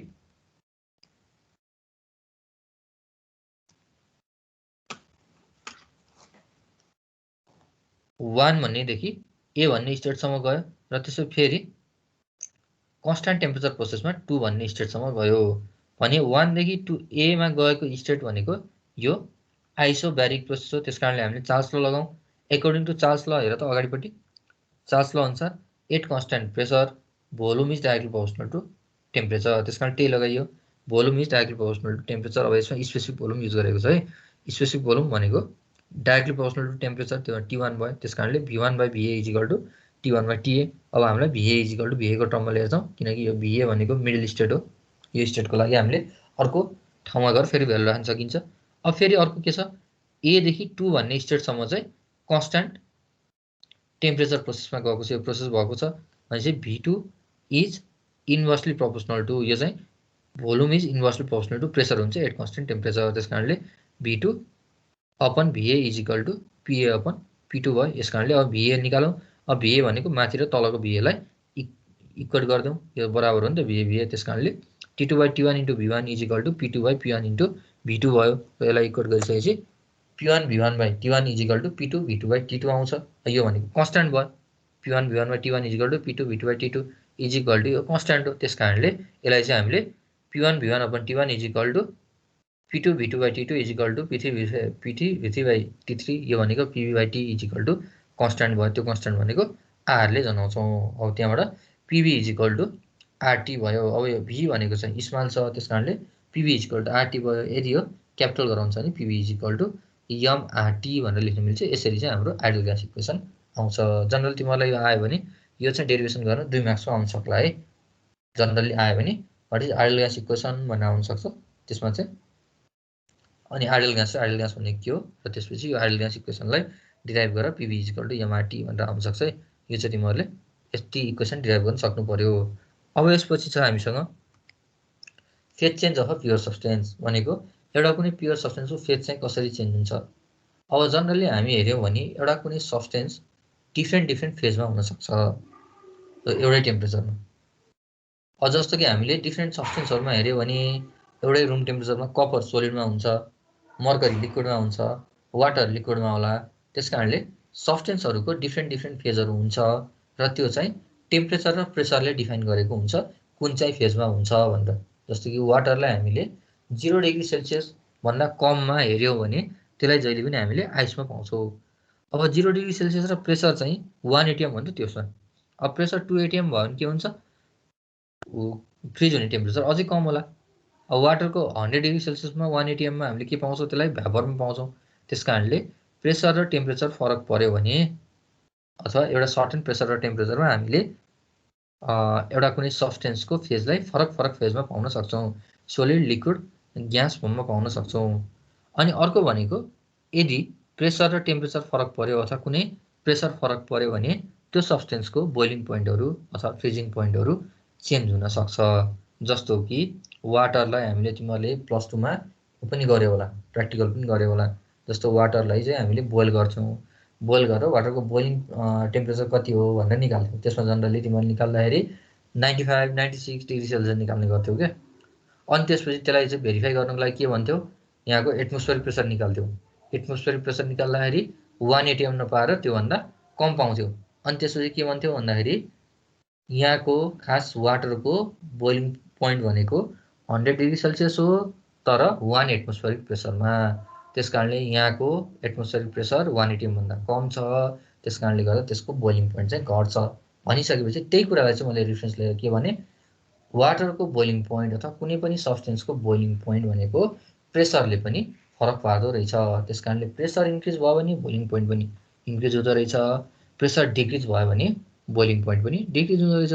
जसरी हामीले कुकरमा बन्द गरेर चाहिँ कुकरको सिटी लाएर खानाहरू पकाउँछौँ नि, हामीले के गरेको त भन्दा त्यसमा कुकरलाई हामीले बन्द गरेर ढक्कन लगायो भने त्यहाँ सिस्टमभित्रको प्रेसर बढाएको।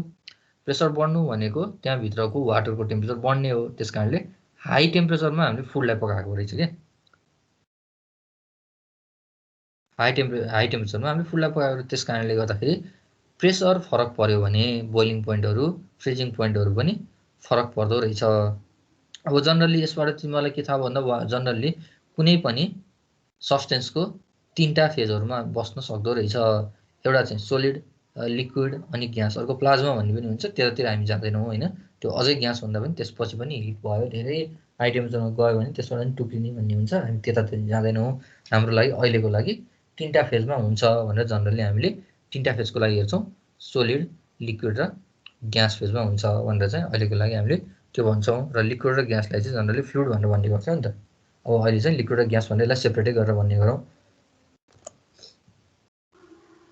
अब जनरली फेज चेन्ज हुँदा कसरी हुन्छ त भन्ने कुरा है। अब यो सोलिड छ, सुरुमा सोलिडमा हामीले हिट सप्लाई गर्छौँ भने यसको जुन इन्टरमोलिकुलर फोर्सहरू हुन्छ नि, एकले अर्कालाई रिपल्सन गर्छ नि, फोर्सहरू बढ्ला, यो भाइब्रेसनमा जाला, त्यसले गर्दाखेरि यो अलिअलि टाढा ऱ्यान्डमाइज भएर के हुन्छ, यो सोलिड चाहिँ लिक्विड फेजमा जान्छ। यसरी ऱ्यान्डमाइज भएर बस्दिन्छ यसको मोलिकुलहरू। फेरि अब यसलाई चाहिँ अझै हिट हामीले एड गरियो भने चाहिँ फेरि एउटादेखि अर्कोको बिचमा फेरि इन्टरमोलिकुलर फोर्स अफ रिपल्सन बढ्न थाल्यो। यसले के गर्यो, अझै टाढा गएर ग्यासेस फेजमा गएर बस्यो। यसरी चाहिँ ग्यासेस फेजमा मोलिकुलहरूमा गएर बस्दिन्छ। अब यहाँ त्यही बारेमा मैले भनेको कुराहरूलाई चाहिँ यहाँ लेखिएको छ। यसलाई चाहिँ मैले धेरै एक्सप्लेन गर्नुपर्छ भन्ने लागेन, मलाई चाहिने कुराहरूतिर जान्छु। र यहाँ चाहिँ पहिला सोलिड हुन्छ, सोलिडलाई हामीले हिट गर्छौँ। हिट गरिसकेपछि इन्टरमोलिकुलर फोर्स अफ एट्र्याक्सन जुन छ नि, यो अब यसको कोभालेन्ट बोन्डहरू के होला बोन्डहरू, त्यो बोन्डहरू के भयो, यसरी एउटा दुईवटा मोलिकुल बिचको एक आपसको बिचको इन्टरमोलिकुलर फोर्स अफ एट्र्याक्सनहरू, यो चाहिँ हामीले एउटा सर्टेन हिट सप्लाई गर्ने बित्तिकै यो के हुन्छ, ब्रेक हुन्छ। अब यो ब्रेक हुनलाई चाहिँ हामीले ल्याटेन्ट हिट अफ भ्यापोराइजेसन भनेर भन्ने गर्छौँ। अब एउटा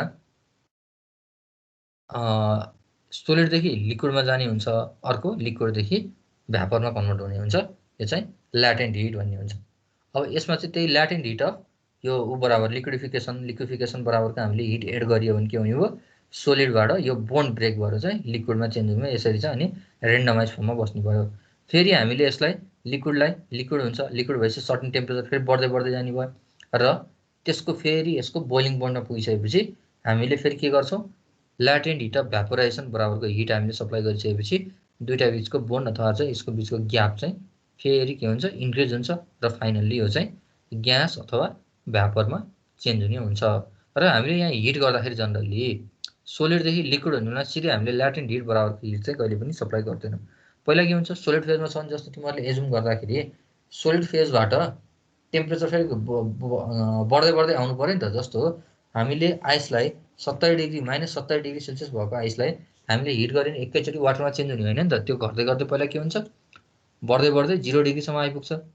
अनि 0 डिग्रीबाट हामीले फेरि हिट एड गर्छौँ। कति हिट एड गर्छौँ त भन्दा ल्याटेन्ट हिट अफ यो फ्युजन बराबरको हिट एड गर्छौँ। त्यस कारणले त्यति हिट चाहिँ यो सोलिडले लिएर के हुने भयो, सोलिड लिक्विडमा चेन्ज हुने भयो। भनेपछि हामीले 70 डिग्री -70 डिग्री सेल्सियसदेखि 0 डिग्री सेल्सियससम्म जति पनि हिट एड गर्छौँ नि हो त्यसलाई चाहिँ हामीले सेन्सिबल हिटिङ भनेर भन्ने गर्छौँ के। सेन्सिबल हिटिङले के गर्छ टेम्परेचरलाई बढाउने काम गर्छ तर फेजलाई चेन्ज गर्ने काम गर्दैन सेन्सिबल हिटिङले। त्यसपछि ल्याटेन्ट हिट बराबरको हिट एड गर्छौँ त्यसले के गर्छ 0 डिग्री सेल्सियससम्म ल्यायो आइसलाई। त्यसपछि अब फेज चेन्ज गर्नको लागि के हुन्छ फेज चेन्ज भयो तर वाटरको टेम्परेचर पनि 0 डिग्री सेल्सियस हुनसक्छ। जस्तो 0 डिग्री सेल्सियसको वाटर 0 डिग्री सेल्सियसको आइस पनि हुन्छ नि त। त्यस कारणले अहिले हामीले जुन हिट एड गर्छौँ नि हो त्यो हिट भनेको चाहिँ ल्याटेन्ट हिट अफ फ्युजन बराबरको हुँदो रहेछ। त्यसले के गर्दो रहेछ हाम्रो आइसलाई लिक्विडमा चेन्ज गर्दो रहेछ। भनेपछि ल्याटेन्ट हिटले फेज चेन्ज गर्न मद्दत गर्दो रहेछ क्या। त्यसले चाहिँ टेम्परेचर बढाउँदो रहेछ। फेरि लिक्विडमा आउँछौँ लिक्विड 0 डिग्री सेल्सियस 100 डिग्री सेल्सियससम्म के हुन्छ सेन्सिबल हिटिङ गरेर चाहिँ हामीले टेम्परेचर बढाएर 100सम्म लिएर जान्छौँ। फाइनली त्यसपछि 100बाट 100 degree of वाटरको 100 degree सेल्सियसको वाटरबाट 100 degree सेल्सियसको vapour अथवा ग्याससम्म पुर्याउनलाई फेरि के गर्छौँ ल्याटेन्ट हिट अफ भ्यापोराइजेसन बराबरको चाहिँ हिट एड गरेर यसलाई चाहिँ हामीले ग्यास अथवा भ्यापर फेजमा लिएर जान्छौँ। त्यस कारणले जनरली हामीसँग दुईवटा टाइपको हिटिङ प्रोसेस हुँदो रहेछ हिट हुँदो रहेछ। एउटा चाहिँ सेन्सिबल हिट अर्को ल्याटेन्ट हिट बराबर दुईवटा ल्याटेन्ट हिट हुँदो रहेछ। भनेको सेन्सिबल हिट भनेको यदि कुनै सब्सटेन्सको टेम्परेचर बढाउनको लागि मद्दत गर्छ भने त्यस्तोलाई चाहिँ हामीले सेन्सिबल हिटिङ भनेर भन्ने गर्छौँ। र सेन्सिबल हिटिङमा चाहिँ फेज चेन्ज हुँदैन यसले टेम्परेचरलाई मात्रै बढाउँछ। र ल्याटेन्ट हिटको केसमा के हुन्छ भन्दाखेरि टेम्परेचरलाई बढाउँदैन तर फेज चेन्ज मात्रै गर्ने काम गर्छ। भनेको फेज चेन्ज प्रोसेसमा युज हुने हिटलाई फेज चेन्ज गर्नको लागि युज हुने हिटलाई चाहिँ हामीले ल्याटेन्ट हिट भनेर भन्ने गर्छौँ। र जनरली हेर त यो 1 एटिएम प्रेसर 1 एटिएम प्रेसर भने 1 एटिएम यो हाम्रो चाहिँ अहिलेको एटमोस्फेरिक प्रेसरमा चाहिँ latent heat of fusion of water भनेको चाहिँ 333.7 किलोजुल पर केजी रहेछ। भनेपछि हामीले 1 केजी अफ आइसलाई 336.7 किलोजुल बराबरको हिट सप्लाई गरियो भने त्यो के हुँदो रहेछ आइसबाट 0 डिग्रीको आइसबाट 0 डिग्रीको वाटरमा चेन्ज हुँदो रहेछ। सिमिलरली हामीले 100 डिग्री सेल्सियसको वाटरलाई 256.5 किलोजुल हिट एड गरियो भने यो चाहिँ भ्यापरमा जाँदो रहेछ 100 डिग्री सेल्सियसको भ्यापरमा जाँदो रहेछ। अब त्यस पछाडि पनि हामीले एड गर्न सकिन्छ। त्यस पछाडि सेन्सिबल हिटिङ हुन्छ। अब मैले यसैले चाहिँ तिमीलाई फेरि अर्को फिगरमा देखाउँछु। जनरली यहाँ एउटा मानौँ हामीसँग 20 डिग्री सेल्सियसको वाटर छ र यहाँभित्र यसको प्रेसर भनेको 1 एटमोस्फेरिक प्रेसर छ। यो सिम्पली यो वेटलेसनेस पिस्टन छ भनेर मानौँ है मुभेबल। अब हामीले यसमा हिट एड गरौँ भने के हुन्छ यसको टेम्परेचर बढ्दै जान्छ भनेको यो सेन्सिबल हिटिङ बराबर हुन्छ। अब भोल्युम चाहिँ बढ्दैन। किन बढ्दैन भन्दा वाटर भनेको इन्कम्प्रेसिबल लिक्विड हो। भोल्युम सर्टेन भल्ला वाटरको एकदम कम मात्रै बढ्छ हिटिङ गरे तापनि। अब स्टेट 2मा पुग्यो। स्टेट 2मा पुग्दाखेरि अब यसको टेम्परेचर कति बेलासम्म बढ्न सक्छ वाटरको टेम्परेचर भन्ने कुरा भयो। 20 डिग्री सेल्सियसमा छ भने यसको टेम्परेचर बढ्दै 100 डिग्री सेल्सियससम्म पुग्न सक्छ। अब 100 डिग्री सेल्सियसमा पुगिसकेपछि हामीले हिट एड गर्छौँ नि यसको टेम्परेचर बढ्दैन एकैछिनको लागि। किन बढ्दैन भन्दा अब यो चाहिँ लिक्विड फेजमा छ। 100 डिग्री सेल्सियस भनेको 1 एटमोस्फेरिक प्रेसरमा यसको बोइलिङ पोइन्ट हो। त्यस कारणले हामीले हिट एड गर्छौँ नि हो यो हिट एड गर्दाखेरि यो वाटर चाहिँ टेम्परेचर नबढेर आफू भ्यापरमा चेन्ज हुन्छ किनकि 100 डिग्री सेल्सियस भनेको बोइलिङ पोइन्ट हो वाटरको।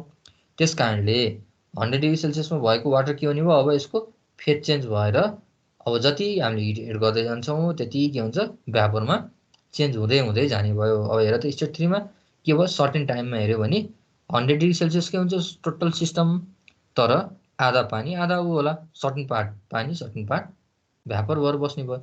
अब अझै हामीले हिट एड गरिरहेको छौँ। अब यो हिट भनेको ल्याटेन्ट हिट अफ भ्यापोराइजेसन बराबरको यसले पानीले हिट लिएर आफू भ्यापरमा चेन्ज हुने भयो क्या। यसरी हेर त कम्प्लिटली अब टोटल्ली के भयो यो चाहिँ भ्यापरमा चेन्ज भयो। यति बेला हेर त यसको टेम्परेचर पनि 100 डिग्री सेल्सियस नै छ प्रेसर पनि 1 एटिएम छ। अब हेर त यो दुईटाको बिचको डिफ्रेन्स हेर यहाँ भएको वाटर हो यहाँ भएको टोटल्ली भ्यापर फेजमा हो है।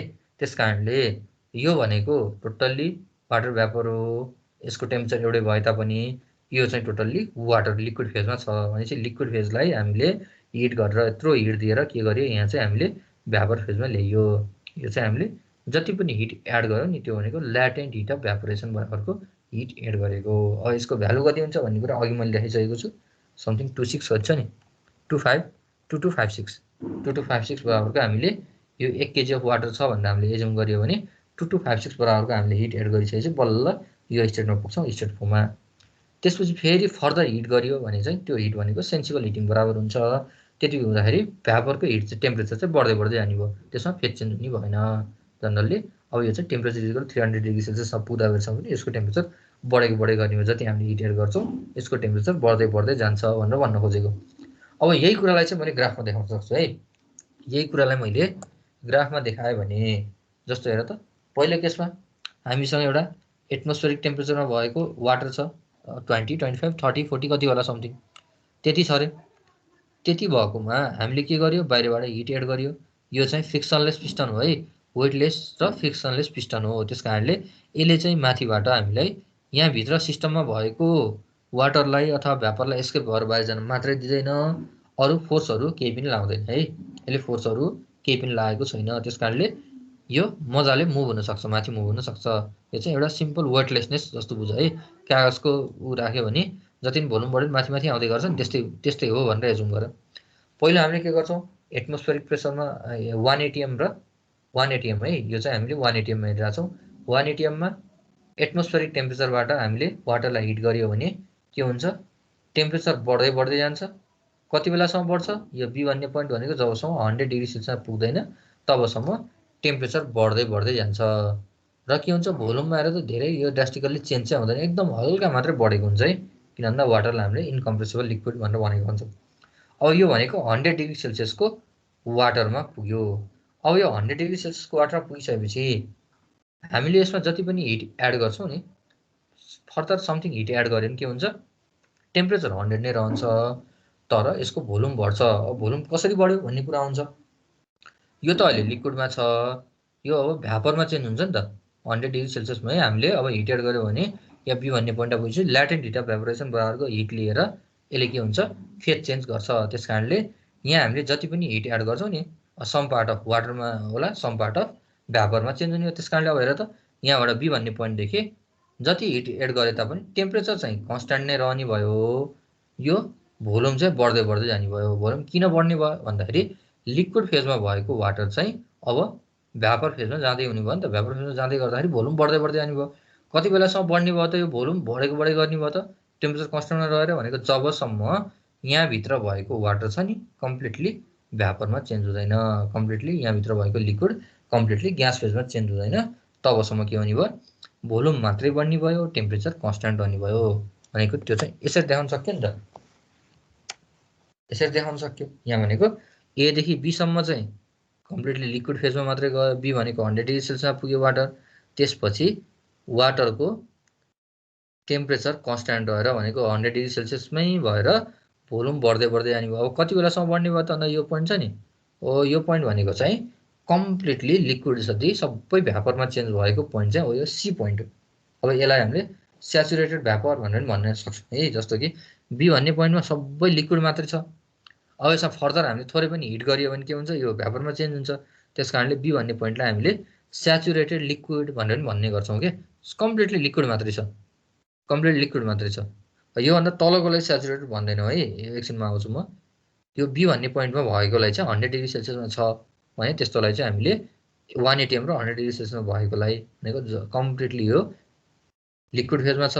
फर्दर हामीले यसलाई थोरै पनि हिट दियो भने के हुन्छ, यो भ्यापर फेजमा चेन्ज हुन्छ सर्टनेसको पार्ट भने त्यस्तो फेजलाई चाहिँ हामीले स्याचुरेटेड लिक्विड फेज भनेर भन्ने गर्छौँ।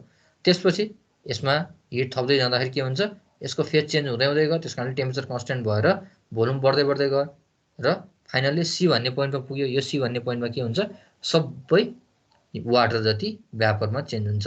भने सबै वाटर भ्यापरमा छ भने, सबै वाटर भ्यापरमा छ, सबै H2O भ्यापरमा छ र फर्दर यसलाई थोरै कुल गर्छौँ भने लिक्विड फेजमा जान्छ भने त्यस्तोलाई चाहिँ हामीले यसलाई स्याचुरेटेड भ्यापर फेज भनेर भन्ने गर्छौँ, भने कम्प्लिटली भ्यापर फेजमा छ। त्यसो फेरि फर्दर हिट गरियो भने के हुने भयो त भन्दाखेरि अब 100 डिग्री सेल्सियसको भ्यापरमा चेन्ज भयो नि त। अब हामीले फर्दर हिट गऱ्यो भने सेन्सिबल हिटिङ बराबर जस्तो हुने भयो। त्यसमा के हुन्छ, जति पनि हिट एड गर्छौँ त्यसको टेम्परेचर बढ्ने भयो, भोल्युम पनि बढ्ने भयो। त्यस कारणले त्यसलाई यसरी देखाउन मिल्यो भने चाहिँ अब सी पछि हेर त, जति पनि हामीले हिट एड गर्छौँ त्यो चाहिँ यसको टेम्परेचर पनि बढ्ने भयो, भोल्युम पनि बढ्दै बढ्दै गएर डी भन्ने पोइन्टमा पुग्ने भयो। यो डी भन्ने पोइन्टलाई चाहिँ हामीले सुपर हिटेड भ्यापर भनेर भन्ने गर्छौँ। अब यो वाटर भेपरलाई फर्दर हिट गरियो भने चाहिँ यो स्याचुरेटेड भ्यापरलाई फर्दर हिट गरियो भने यो बिचको कतै पनि आउँछ नि, त्यसलाई चाहिँ हामीले सुपर हिटेड भ्यापर भनेर भन्ने गर्छौँ। अब यहाँ हेरौँ है, अब बीदेखि सी भन्ने पोइन्टमा मैले कुनै यो पोइन्ट भनेर हेरेँ, यो पोइन्टमा के होला त वाटर? तिमीहरूले कसले भन्न सक्छौ यो पोइन्टमा चाहिँ वाटरको फेज कस्तो होला त? यो मैले अहिले जहाँ पोइन्ट राखिरहेको छु नि, लिक्विड भ्यापर दुइटै हुन्छ। लिक्विड अलिकति हुन्छ, अलिकति भ्यापर। एक्ज्याक्टली है, अलिकति लिक्विड अलिकति भ्यापर होला भनेको यसलाई चाहिँ हामीले टु फेज मिक्सर भनेर भन्ने गर्छौँ, किनकि हामीसँग दुईवटा फेज छ त्यहाँ, एउटा लिक्विड फेज छ, अर्को भ्यापर फेज छ क्या। त्यस कारणले यो बीदेखि सी भन्ने पोइन्टको बिचमा जति पनि पोइन्टहरू छन् नि, यसमा बीबाट थोरै अगाडि झऱ्यो भने पनि, अगाडि गयो भने पनि, र सीबाट थोरै पछाडि आयो भने पनि यस्तो पोइन्टलाई, यस्तो ठाउँलाई हामीले चाहिँ टु फेज मिक्सर भनेर भन्ने गर्छौँ। जति बेला वाटरको दुईटै फेजमा बसिरहेको हुन्छ, लिक्विड र भ्यापर फेज दुईटै फेजमा हुन्छ। र यता एदेखि बीमा हेऱ्यो भने यो बीसम्म ठ्याक्कै बी भन्ने पोइन्टसम्म हेऱ्यो भने यो टोटल्ली लिक्विड फेजमा मात्रै हुन्छ। अब सी भन्ने पोइन्टमा गएर हेऱ्यो भने यो टोटल्ली भ्यापर फेजमा मात्रै हुन्छ। त्योभन्दा सीदेखि उता गएर डीतिर गएर हेऱ्यो भने टोटल्ली भ्यापरमा मात्रै हुन्छ। बीदेखि एतिर आउँदै गर्दा पनि यो टोटल्ली लिक्विड फेजमा मात्रै हुन्छ। अब यो बी भन्ने पोइन्टलाई हामीले स्याचुरेटेड लिक्विड फेज भनेर भन्ने गर्छौँ, सी भन्ने फेजलाई स्याचुरेटेड भ्यापर फेज भनेर भन्ने गर्छौँ। अब यतापट्टि सीबाट उतापट्टि गएकोलाई जतिलाई पनि छ नि यसलाई सुपर हिटेड भ्यापर फेज भनेर भन्ने गर्छौँ। अब यो चाहिँ सीभन्दा पछाडि गएपछि सुपर हिटेड है, सुपर हिटेड भ्यापर फेज भनेर भन्ने गर्छौँ। र एदेखि बीको उसमा चाहिँ हामीले कम्प्रेस्ड लिक्विड भनेर भन्ने गर्छौँ है, कम्प्रेस्ड लिक्विड भनेर भन्ने गर्छौँ यसलाई चाहिँ एदेखि बीसम्मकोलाई।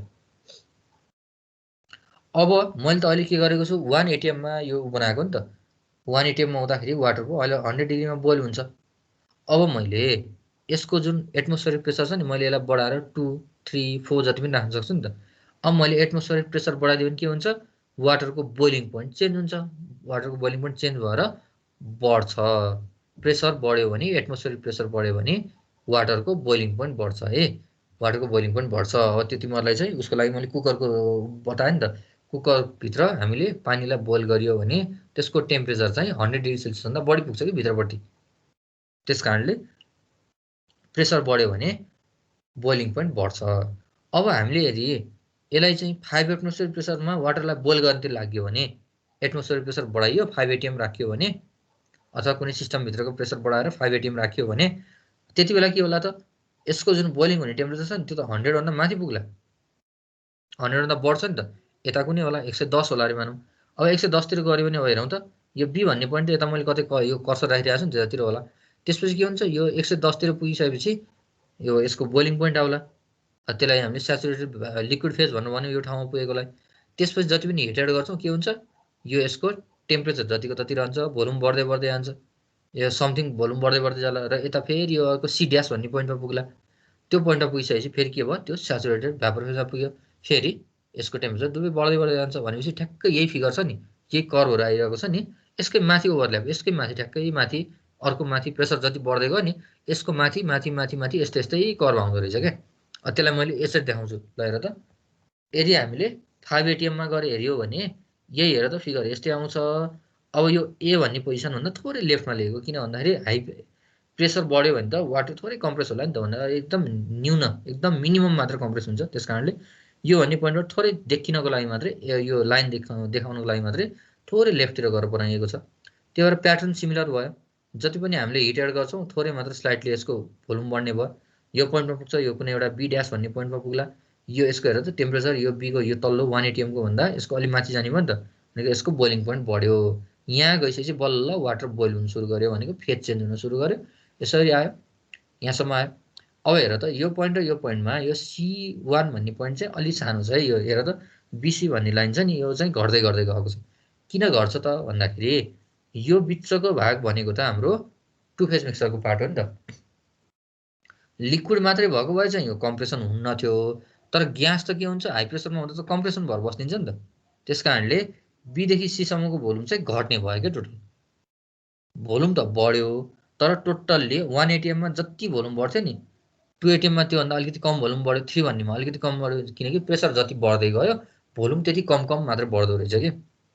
अनि त्यसपछि सी भन्नेदेखि फेरि यही लाइन छ प्यारल हुने तरिकाले, यसरी हिट बढ्दै फेरि त्यसपछि टेम्परेचर र भोल्युम दुइटै बढ्दै जाँदो रहेछ हामीले हिट एड गर्दै जाँदै गर्दाखेरि यसरी 15 को लागि 20 को लागि गर्दै गर्दै गयो भने 20.055 ATM मा पुग्दै गर्दा के हुँदो रहेछ भन्दा यो BC भन्ने लाइन हुन्छ नि 1 ATM मा यत्रो लामो थियो 22.055 एटमोस्फेरिक प्रेसरमा मेगापास्कलमा यतिमा यो चाहिँ MPa हुनुपर्छ यतिमा पुग्दाखेरि यो BC को लाइन हेर त यो लाइन चाहिँ एउटा पोइन्टमा चेन्ज हुँदो रहेछ क्या यो चाहिँ एकै ठाउँमा अब के हुँदो रहेछ एउटै यो पोइन्टमा पुगिसकेपछि लिक्विडमा भएको जति सबै वाटर छ नि 22.055 एटिएम मा त्यतिमा चाहिँ डाइरेक्टली उसमा चेन्ज हुँदो रहेछ क्या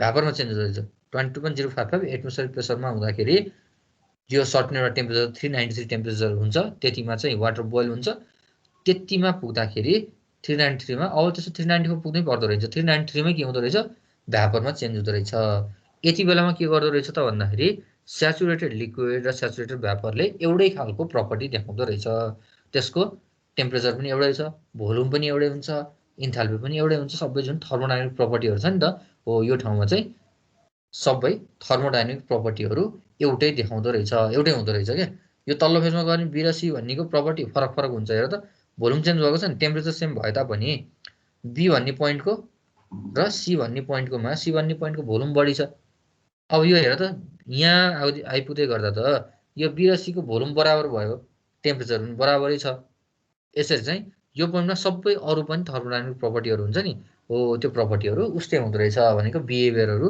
उस्तै देखाउँदो रहेछ यहाँबाट गइसकेपछि सिधै के भयो भ्यापरमा चेन्ज भयो यो क्रिटिकल यसलाई चाहिँ यो टेम्परेचरलाई चाहिँ BICI भनेर लेखेको छ नि यसलाई चाहिँ हामीले क्रिटिकल टेम्परेचर अथवा क्रिटिकल प्रेसर भनेर भन्ने गर्छौं यो चाहिँ क्रिटिकल पोइन्ट हो के यो क्रिटिकल पोइन्ट भन्ने पोइन्टमा पुग्दाखेरि के हुँदो रहेछ यसको भ्यापरमा चेन्ज हुनलाई चाहिँ हजुर भन त भन न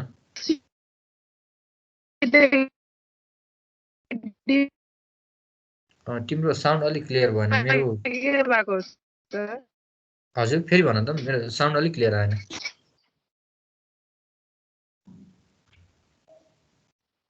सी देखि डी मा के भएको हो सर सी देखि डी मा चाहिँ टेम्परेचर र भोल्युम बढेको के जस्तो 100 डिग्री सेल्सियस को वाटर भेपर छ भने मानौं मैले यो 1 एटीएम मा सी भन्ने पोइन्टमा पुग्दाखेरि कम्प्लिटली अब यो भ्यापर फेजमा पुग्यो तर 100 डिग्री सेल्सियस मा छ टेम्परेचर बढेको छ नि हेर त यसलाई लेफ्टतिर ल्याएर हेर्यो भने त यही पोइन्टमा छ टेम्परेचर त बढेको छ नि y भन्ने एक्सिसमा टेम्परेचर छ b देखि c सम्म जाँदै गर्दा कन्स्ट्यान्ट टेम्परेचर भएर c भन्ने पोइन्टमा पुगेको भोल्युम बढेर यो c भन्ने पोइन्टमा पुग्दा कम्प्लिटली भ्यापर फेजमा चेन्ज भएको हो अब यो भ्यापर फेजमा चेन्ज भइसकेपछि हामीले जति पनि हिट एड गर्छौं नि त्यो हिट भनेको सेन्सिबल हिटिङ बराबर हुन्छ र c देखि d भन्ने पोइन्टमा जाँदै गर्दा c देखि अब यो जति पनि माथि जान्छ नि यो सबै d भन्ने पोइन्टहरु यो d भन्ने पोइन्टमा यसमा चाहिँ के हुन्छ टेम्परेचर र भोल्युम दुईटै बढ्ने भयो त्यस्तोलाई चाहिँ हामीले सुपर हिटेड भ्यापर फेज भनेर भन्ने गर्छौं के सुपर हिटेड है वाटरलाई चाहिँ यो वाटर भेपरलाई अथवा चाहिँ भ्यापरले फर्दर हिट गर्यो भने त्यसलाई चाहिँ हामीले superheated water vapour superheated vapour भनेर भन्ने गर्छौं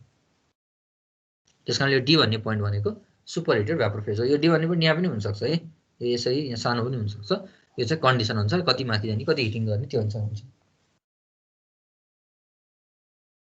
ल अब यो चाहिँ यसलाई हामीले क्रिटिकल पोइन्ट भनेर भन्छौं यो यति बेलामा के हुन्छ भन्दाखेरि लिक्विडले र भ्यापरले एउटै प्रपर्टी देखाउँछ उस्तै प्रपर्टी देखाउँछ यसमा चाहिँ के हुन्छ भन्दा एकैचोटी एउटै टेम्परेचरमा एकैचोटी सोलिड चाहिँ के हुन्छ सरी सोलिड भन्दा लिक्विड चाहिँ भ्यापरमा चेन्ज हुँदो रहेछ त्यसकारणले अब हेरौं त हामीले यसमा भएको यो फिगरमा भएको छ नि बी भन्ने पोइन्टहरु छ नि बी B1 B2 B3 गर्दा BI सम्म र यताबाट आएको C1 C2 गर्दै यो B र C पोइन्टहरु छ नि त यी दुईटा पोइन्टहरुलाई र यो क्रिटिकल पोइन्टलाई जोडियो भने यस्तो खालको कर्व बन्छ र हो यसलाई चाहिँ हामीले स्याचुरेसन कर्व भनेर भन्ने गर्छौं है यसलाई हामीले स्याचुरेसन कर्व भनेर भन्ने गर्छौं र यो कर्वहरु चाहिँ कसरी बनेको त भन्दाखेरि यसको स्याचुरेटेड लिक्विड पोइन्ट भनेको त्यो B भन्ने पोइन्ट स्याचुरेटेड लिक्विड पोइन्ट भनेर सबै स्याचुरेटेड लिक्विड पोइन्टहरुलाई जोडियो र सबै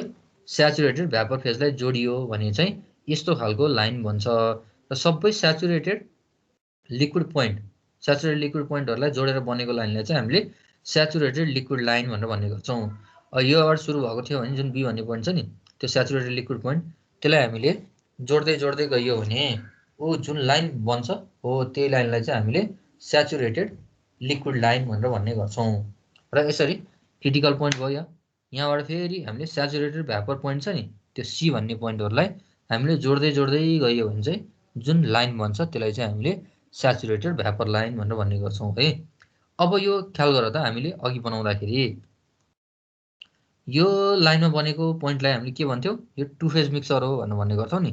त्यस कारणले यसको मुनि जति पनि अब यस्तो माइनस उसमा पनि त हुन्छ नि 180 मा नभएर त्योभन्दा कम एटमोस्फियर प्रेसरमा गर्ने त यहाँ पनि त फेरि नम्बर अफ लाइन्सहरू यसरी आउने भयो भनेपछि यो बिचमा यसरी परेको यो जुन बी र सी भन्ने लाइनको तलपट्टि परेको बीदेखि राइटतिर र सीदेखि लेफ्टतिर परेको जोन त सबै के रहेछ टु फेज मिक्सरको जोन रहेछ क्या।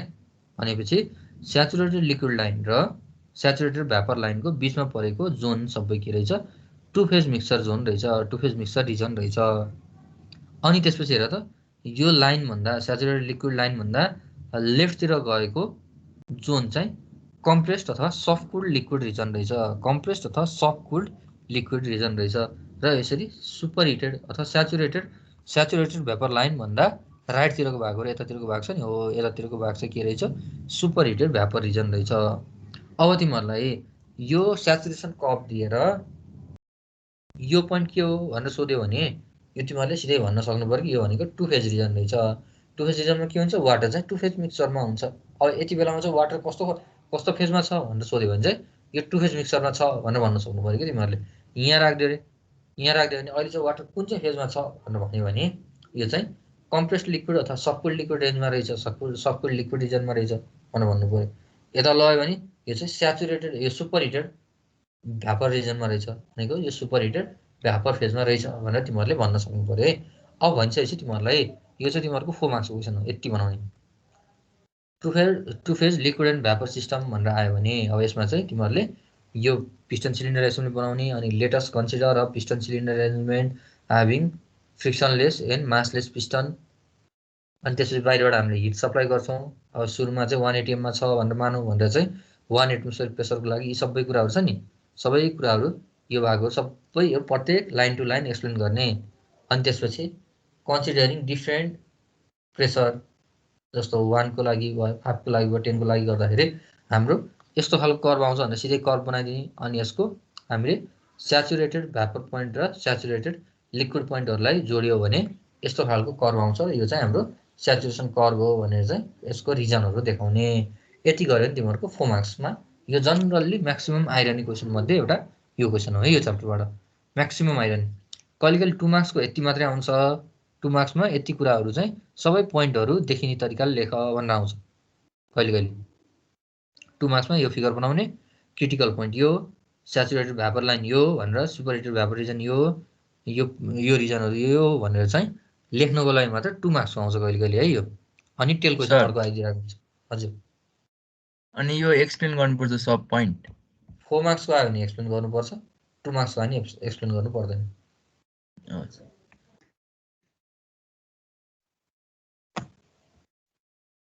ल म अर्को चाहिँ पिभी डायग्राममा गएँ। अघि हामीले टिभी बनाइयो। हजुर आवाज अलि राम्रोसँग आएन कसले बोल्दै थियो गर्दै त्यो सुपर रिजनबाट के भन्यो अरे अघिको फिगर देखाउनु यो फिगर सर तिम्रो अलि आवाजै कस्तो कटेर आइरहेको छ। हो सर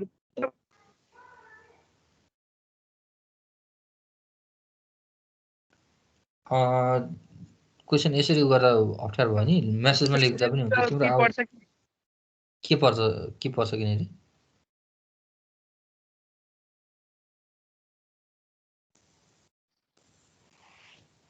तिम्रो नेटवर्क अलिक प्रब्लम छ जस्तो छ। तिमीले यसो गर न टाइपिङ गरेर मेसेजमा पठाइदेऊ त्यहाँबाट हेरौँ न क्वेसन। अलि आवाज चाहिँ राम्रोसँग सुनिएन।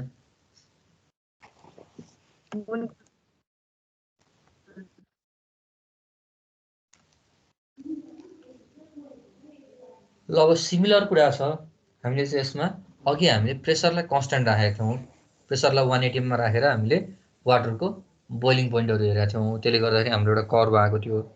अब हामीले के गर्छौँ भन्दा टेम्परेचरलाई कन्स्टेन्ट राख्छौँ। टेम्परेचरलाई 100 डिग्री सेल्सियस राखेर हामीले के गर्छौँ भन्दाखेरि यसको प्रेसरलाई चाहिँ चेन्ज गर्छौँ। जस्तो कि अब कसरी गर्न सकिन्छ भन्दा हामीसँग एउटा पिस्टन सिलिन्डर एसेम्ब्ली छ। पिस्टन सिलिन्डर एसेम्ब्लीमा एउटा पिस्टन छ भने माथिबाट फोर्स लगाउँछौँ र यहाँ सिस्टमभित्रको प्रेसरलाई बढाउँछौँ। यसरी हामीले सिस्टमभित्रको प्रेसर बढाउन सकिन्छ। र यहाँ वाटरको टेम्परेचर भनेको 100 डिग्री सेल्सियस छ अरे। वाटरको टेम्परेचर चाहिँ 100 डिग्री सेल्सियस रहेछ। अब यस्तो केसमा अहिले प्रेसर बढी छ। अब यो चाहिँ 20 to 25 कति होला, एटिएम कति होला अरे, प्रेसर बढी छ अरे।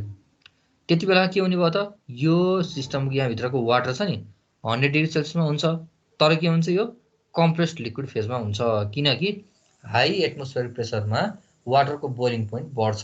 त्यस कारणले 100 डिग्री भए तापनि वाटर अहिले यो भित्र भएको वाटर बोइलिङ पोइन्टमा छैन। जस्तो कि हामीले कुकरभित्र हाई प्रेसरमा राखिरहेको छौँ, 2-3 एटमोस्फेरिक प्रेसर छ अरे, 100 डिग्री सेल्सियसमा छ भने वाटर चाहिँ भ्यापरमा चेन्ज हुँदैन थियो, त्यो बोइलिङ पोइन्ट अझै पुगिआएन त्यसको। भनेपछि त्यो फेज भनेको यो के रहेछ, कम्प्रेस्ड अथवा चाहिँ सबकुल्ड लिक्विड स्टेटमा रहेछ। भनेपछि अहिले सुरुमा यो भन्नेमा छ, ए भन्ने पोइन्टमा छ।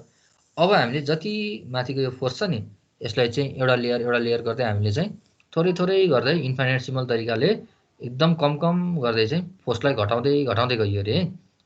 फोर्स घटाउँदै गयो भने यसको अब यो वाटरको थोरै अब प्रेसर घटाउँदाखेरि थोरै मात्र भोल्युम बढेको जस्तो देखिन्छ, किनकि इन्कम्प्रेसिबल सब्सटेन्स हो, रियालिटीमा त हुँदैन। त्यस कारणले गर्दा थोरै मात्र इन्क्लाइन गराइयो। यो बी भन्ने पोइन्टसम्म आउँछ। बी भन्ने पोइन्ट भनेको यो थोरै घटाउँदै गइसकेपछि यो 1 एटिएममा आउने भयो।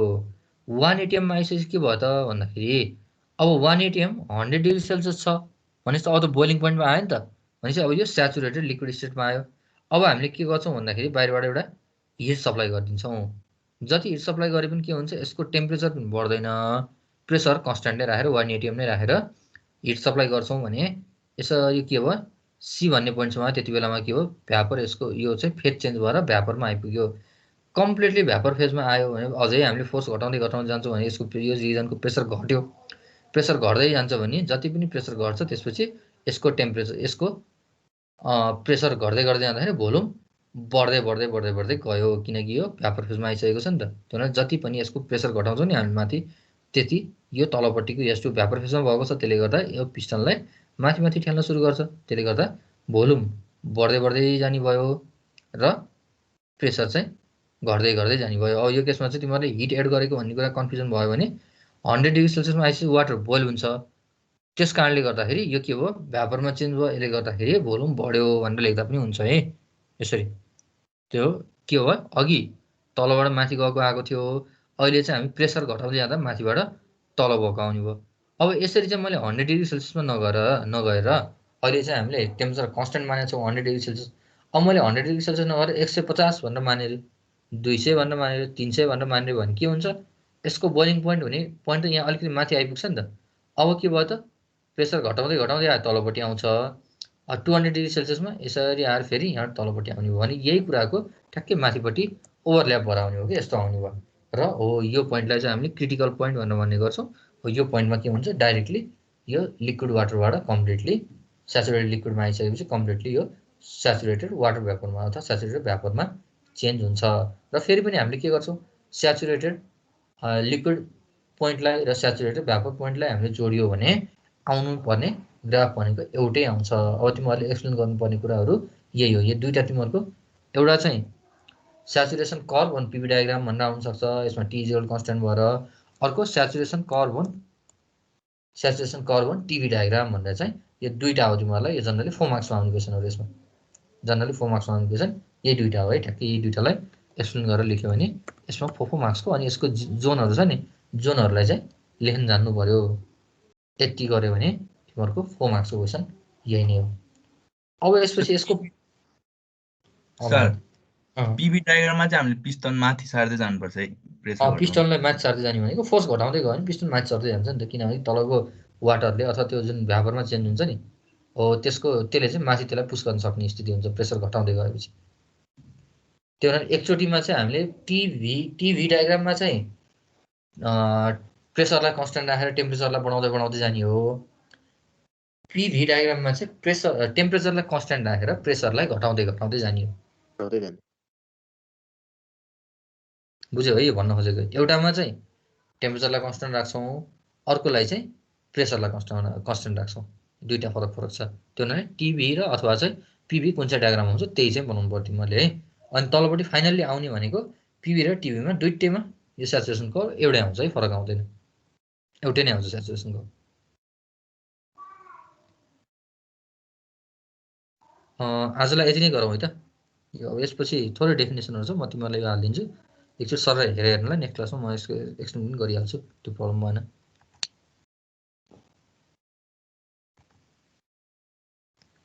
थ्याङ्क यू सर ओके ल आजलाई यति नै गरौँ न थ्याङ्क यू